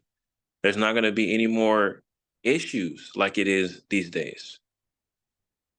It's going to be pure peace and show us what it's supposed to be, like heaven on earth, before we really get into the forever portion. And it's already going to be forever, especially for the righteous. So we get to enjoy all these different things, man. It's just beautiful. So you really going to risk that? You really want to risk that? When you notice these fallen angels literally risked that all, and they gave that up all to teach man about some swords and knives and whatever else we're going to talk about? That's crazy. How arrogant do you really have to be in your heart, and prideful do you really have to be to really make such a fallen choice like that? That's crazy, but we see it every time. And on top of that, Romans chapter 1, somewhere in 18 to 32, talks about people, y'all giving them over to a reprobate mind when they make their choices, when they're fully locked into their own choices to be in a fallen state. So again, when you understand the mystery of iniquity from 2 Thessalonians chapter 2, it has to increase. It has to. But just as iniquity is increasing, guess what? Righteousness does too, from his people. It don't mean that we cower and go in fear and go hide. It says that people will be doing righteous works. His people will be doing righteous works during those times. And therefore, some of us, yes, we will get killed. But to die in righteousness as well is honorable. And even Enoch, the first person to write the first testimony, in chapters 103 and 104, assures you, for those who die in righteousness, that honor is waiting for us. Beautiful honor. He encourages the righteous so much. And then we get to see so much more. And you have to remember where all that information comes from the Son himself that gave him all that knowledge and understanding, and then also the Father as well, that gave him so much understanding and knowledge and ability to even write all these different things and do all these different things. And so to preserve it for us to be in this moment right now and you're actually having it and locking it in your heart, that is amazing. It goes beyond so much more of the problems that we deal with. But we really have to really like let it manifest in us. Like it has to flow in us. It has to be a part of us. Not put it down and pick it up again and then be inspired. And then, we gotta walk consistently in strength in the Ruach. But we're learning. We're learning even more, and there's so much more to gain. Okay.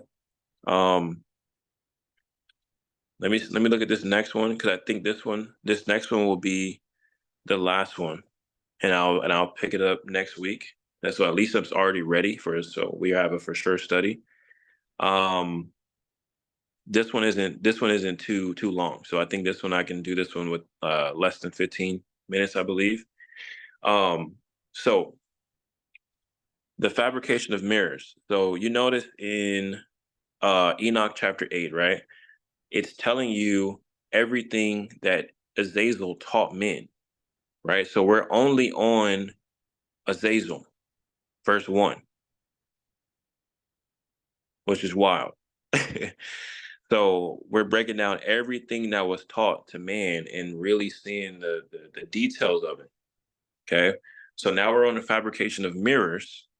And so by definition, a mirror is a reflective surface, now typically of glass, coated with a metal amalgam that reflects a clear image, right? So you notice crystal and sapphire and things like that. That's a part of the different types of glass, essentially, which are mirrors, polished metal surfaces, glass surfaces, still bodies of water, or I'm sorry, it's not obviously bodies of water, but it's like smooth surfaces that connect to like diamonds and things of that nature, things that can reflect light, essentially. A still bodies of water is also connected to a type of glass, which is interesting, right? Lakes and ponds. So it says these surfaces reflect light and allow us to see our own reflection or the reflection of other objects, right?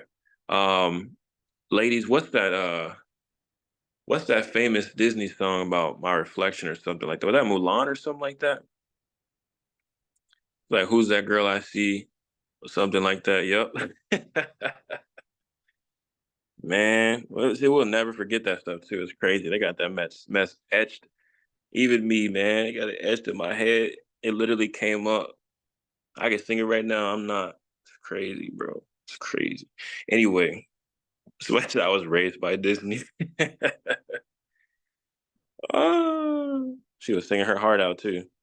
And then my sister says, connected to Mirror Mirror on the Wall. Absolutely. Absolutely. Well, so I'll bring it up again. But we'll recap because there's even more with that Mirror Mirror on the Wall. So I'm gonna just give the basic foundations of it first here, so that way when we pick it up again, we'll dive more into this. But yeah, Mirror Mirror on the Wall for sure.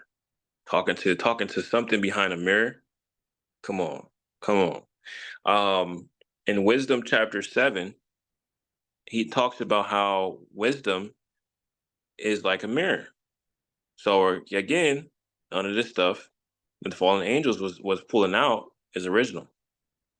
It says, wisdom, verse 26, for she is the brightness of the everlasting light, the unspotted mirror of the power of Elohim and the image of his goodness. Wisdom. So imagine if you have that and you were made in his image. Come on. Hope that didn't go over somebody's head. You're gonna have to replay that later. That's not a quote. Not a quote. It's just a connection. um, and I'm going to show you guys this too, as a summary. Okay, so I won't tell you exactly where it's from just yet. Okay, just leave it there. Sister that knows, chill out. You gotta say nothing. Just relax. We gotta break it down a little bit further. Okay, so this adds into Mashiach even more validity here. Okay, just watch this, you guys.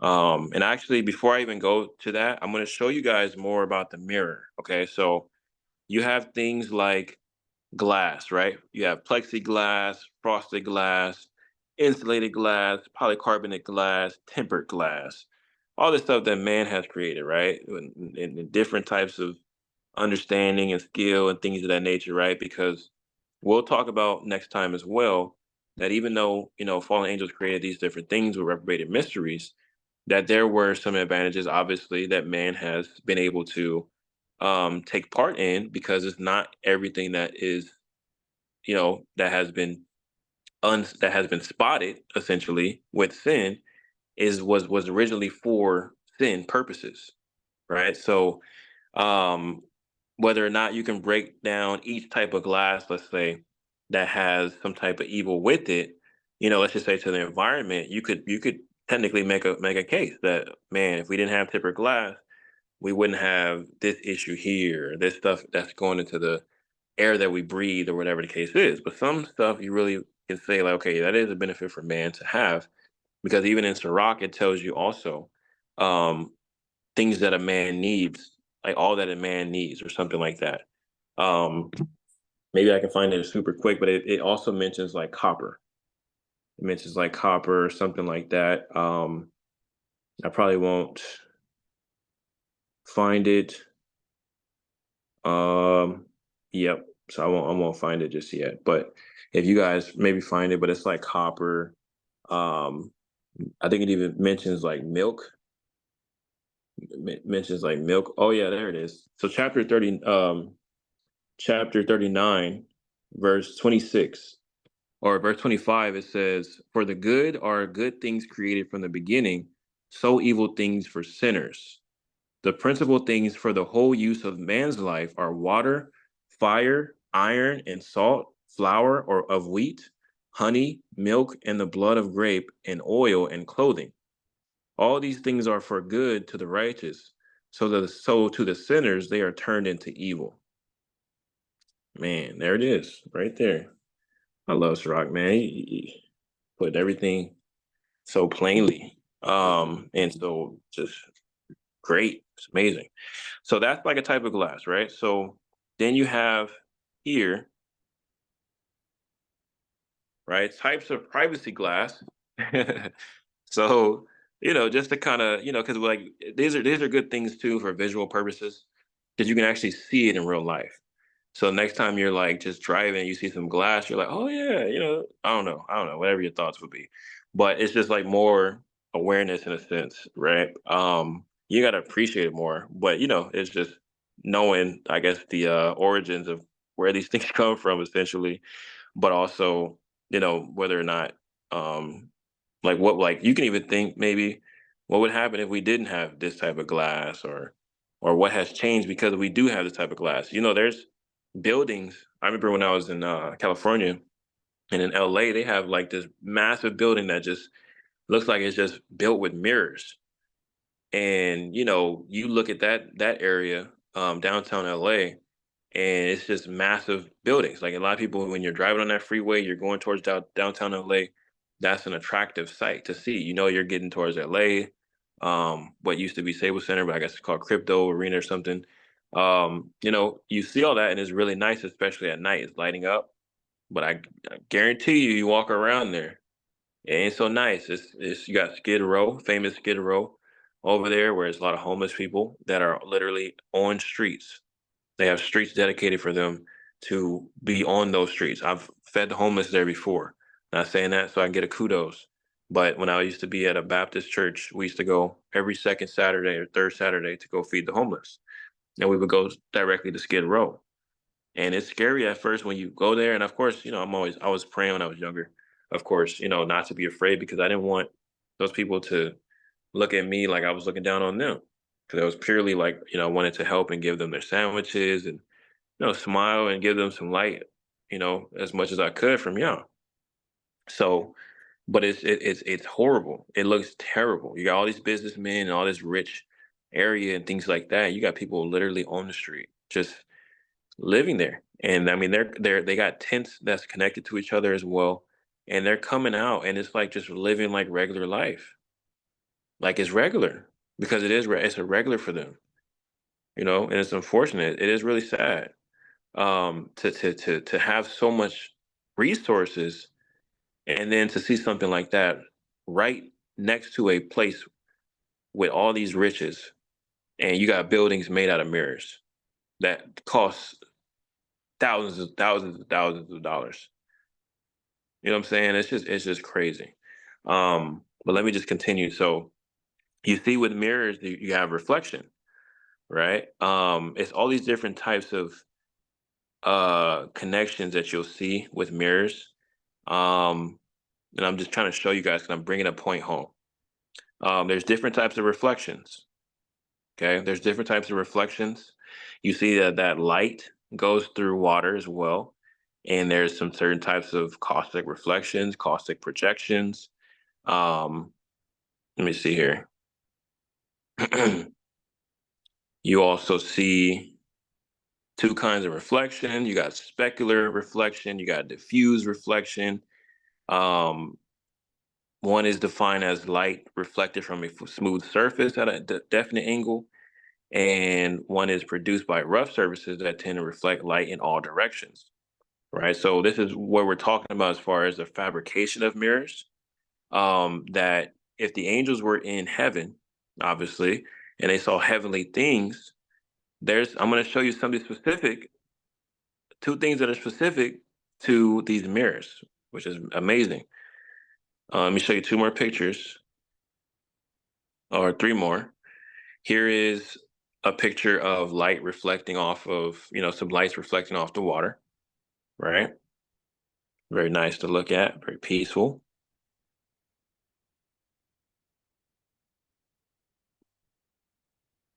Here is some type of prism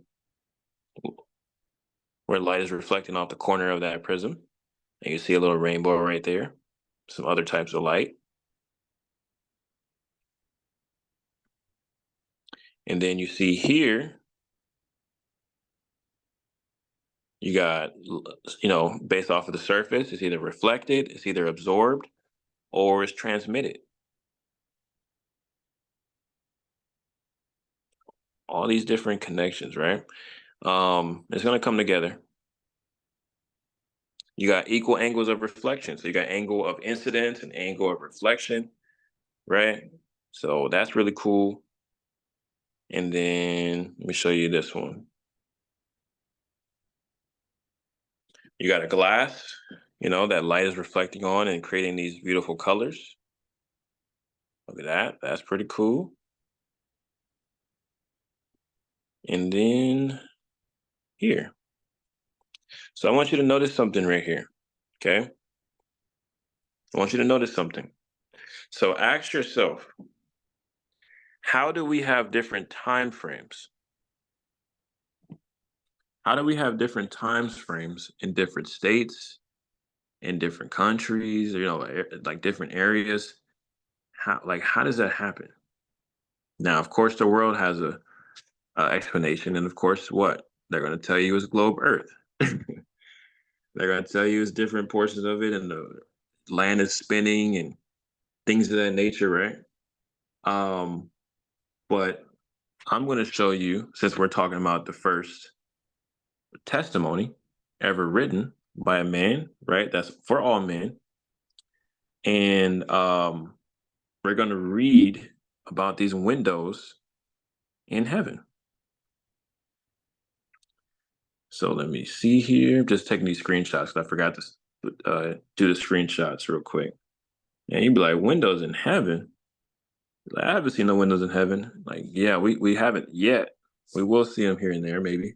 But I'm gonna show you guys right now.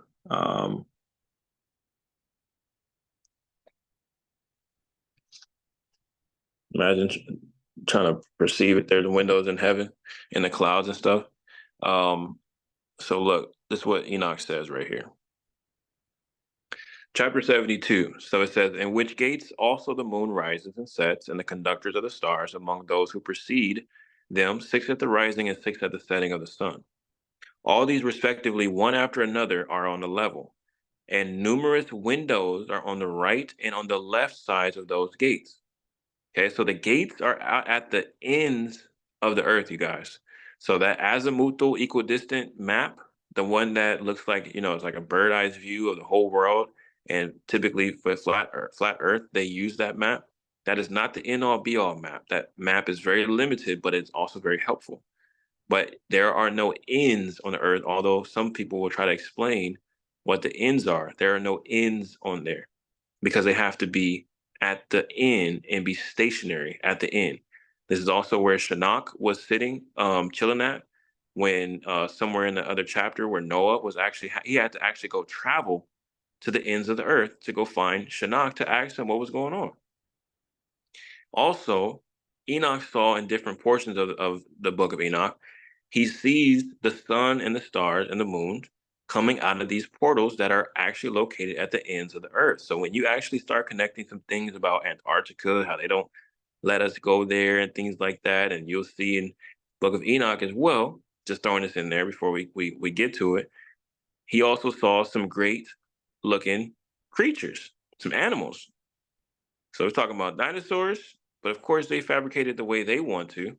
But he said he heard all different types of sounds and all types of stuff.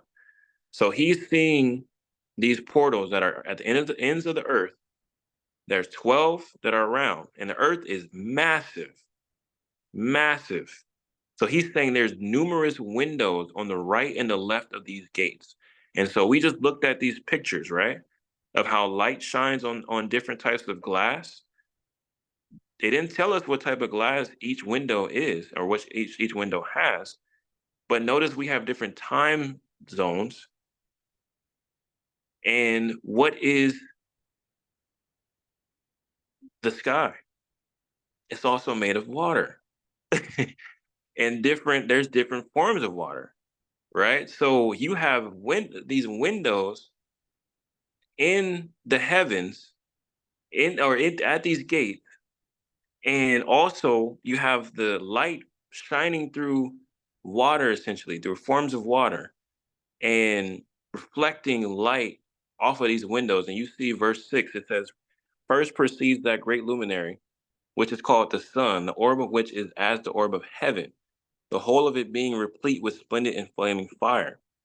So in somewhere it's 3 o'clock over here, and then it's somewhere over there it's dark because the sun isn't reflecting that light, and all these different things like that you'll find like in the book of Enoch. It also talks about how the sun, it truly never sets, though it does set in portals, but it burns day and night, and it actually has control over how the day and night look. So as it's setting in those portals, it's taking away more light out of the sky, and that's why it becomes dark. And then the moon, depending on the moon's phase and things like that, it'll shine either more at night or less. But the stars are always there.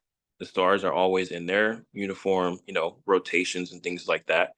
But in the presence of the sun, you can't really see any stars because the light is too bright, right? So there's different things that are there, but I'm just showing you guys the windows are at the ends, are by these portals. Shinnok 72, it says, in the fourth gate from which the sun rises in the first month, there are 12 open windows from which issues out a flame when they are open in their proper periods. So Shinnok is seeing all this stuff. In the first month, there are flames that are coming through these windows. If we were able to see that, we would know a little bit more what the first month is, right? But there's other ways to know that we'll talk about later down in the line. That's in the Enoch. Just can't talk about it just yet. But windows, and you see these flames are coming through it. It's amazing. So imagine the amount of light that's like really getting sent here in this part of the earth and this part of the earth, and like it's amazing. That's why in Job it says somewhere like, who can really sit there and measure the earth? Who can really understand the breadth of the earth, the size of the earth? Even though Enoch literally is saying it does go from east to west. They start from east to west. But you have to remember there's so many windows that what our fleshly eyes see is a representation of what is actually going on in the heavenly place, or I mean in the sky where the luminaries are sitting in their area. So what I see over here, someone else can see differently in a certain type of way depending on the time zones and things of that nature. But all this is going on, and our finite beings can see it happening in real time from a certain perspective. And even those people, of course, the ones that were trying to sit there and prove globe Earth and all that, they're trying to send all these different these things, these drones and technology for imaging purposes. But they're also getting deceived by the fallen angels and demons and things like that because they want to see so much that they're willing to change the truth into reprobated mysteries, of course. Things that we're not able to fully see just yet. Imagine if y'all really pulled the curtain off and really opened the sky for what it was. It would be chaos. We would not be able to enjoy a sunrise. It would be purely like it would be so much in the sky. You would see the path of the winds, the angels, all these different things that Enoch saw. You would see it at a level where it's just like it would blow your mind. You wouldn't. You would. It would. You would go crazy because it would just look like chaos. But it's Yah's order. So these windows help all these different things in these different places to for the order of the luminaries and how they work for these things to happen in its exact form of how Enoch saw it, in its perfect form of how he saw it, specifically and how he wrote it down.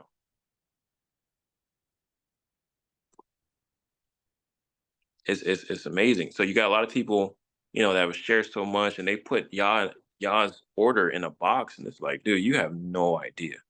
There's stuff that we cannot even explain. Just like 75, it says 12 gates I beheld in heaven.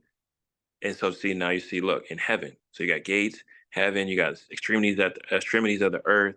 All these different things will come together as we continue. But it says, at the extremities of the earth, through which the sun and moon and stars and all the works of heaven proceed at their rising and setting. Many windows are also open on the right and on the left. So, I mean, like I can't even imagine. I can't even imagine how like awesome it looks, but just like it's just incredible. Um, but you notice also here, this will be pretty much my last point here. In Sirach chapter 3. Okay, Sirach chapter 3. And this is, I think I've said this one a lot. Let me show this on the screen right here. 1 second, you guys. It says, the greater you are, the more humble yourself, and you shall find favor before Yahuwah. Many are in a high place and of renown, but mysteries are revealed unto the meek. For the power of Yahuwah is great, and he is honored of the lowly. Seek not out things that are too hard for you, neither search the things that are above your strength. But what is commanded you, think thereupon with reverence, for it is not needful for you to see with your eyes the things that are in secret. So remember, Shinnach told Methuselah, that he was giving him his testimony to preserve for those who are righteous. And remember in 4th Ezra chapter 14, the fountains of wisdom and life and things of that nature are in these books that are for the wise. So the ones that are wise will receive the mysteries that are written down and understand them, especially to a foundational level where you don't have to get so obsessed and so consumed, where you are looking over what is commanded, and you will be able to think with reverence upon the things that are foundational, that are tied to fear, wisdom, and righteousness. But when you surround yourselves in environments where they are so hypersensitive and hyperactive to search out mysteries and things of that nature, that's when we're going to read later on in the next study about the observations of the moon and the stars and all these different things like that, that people have consumed themselves with, whether or not they also are in the faith, supposedly, and they look very similar to the ones that are in the world. And this, what happens is, verse 23, it says, be not curious in unnecessary matters, for more things are showed unto you than men understand. For many are deceived by their own vain opinion, and an evil suspicion has overthrown their judgment. This is what has allowed people also in the past to sit there and say that they are Mashiach, and they're sitting there telling people different prophecies and things like that, and they lead people astray into death. Verse 25, it says, "Without eyes you shall want light, profess not the knowledge, therefore, that you have not." So we're reading from the first testimony ever written, the first testimony ever written that has knowledge more than majority of anybody that was on earth of the secret things. And then people like Solomon has also said that he was given an understanding. And guess what? He was wise. So we're going to be able to, in this study series, especially with Enoch, be able to uncover a lot of these mysteries, but on a foundational level. And I thank Yahuwah for blessing me with the understanding and the direction to be able to share a lot of this information, because this is just the beginning of like all the beautiful things. When we get into the parables, it's just going to be even more amazing. It just literally just adds into your fire. So I'm thankful to be, in a good place to be able to share things of this nature, because it really does add to the fountain of life for the spirit, and for us to really understand eternal life, eternal, the path of righteousness, and really walk in it and be fortified in it. As we're approaching, the days of Jacob's trouble, essentially. But we all got our certain judgments and lifespan and things of that nature. You don't want to take forever, and what I'm saying, like, you don't want to you want to take advantage of grace and mercy. You don't want to sit there and be entitled to it, you know. So it's just again, I mean, just trying to summarize everything that we learned, and things to look forward to. And I appreciate you guys for being in the study today. If I would have kept going, it would have been 3 hours more. I don't even know how much it was today, but it doesn't matter. It's all good. So we will pick up on part 2 of chapter 8 next week for sure, because I already have it done. Thank Yah. And it allows me to get some other stuff done as well for the studies afterward, Hamas, and et cetera, et cetera. But I appreciate you guys. I will definitely upload this soon. I hope the audio does well. And for the group, main group, share some of those links and the slides and stuff like that in that one tab. So I will do that for sure. But I appreciate you guys for the comments as well. And we will be back later. To be continued, y'all.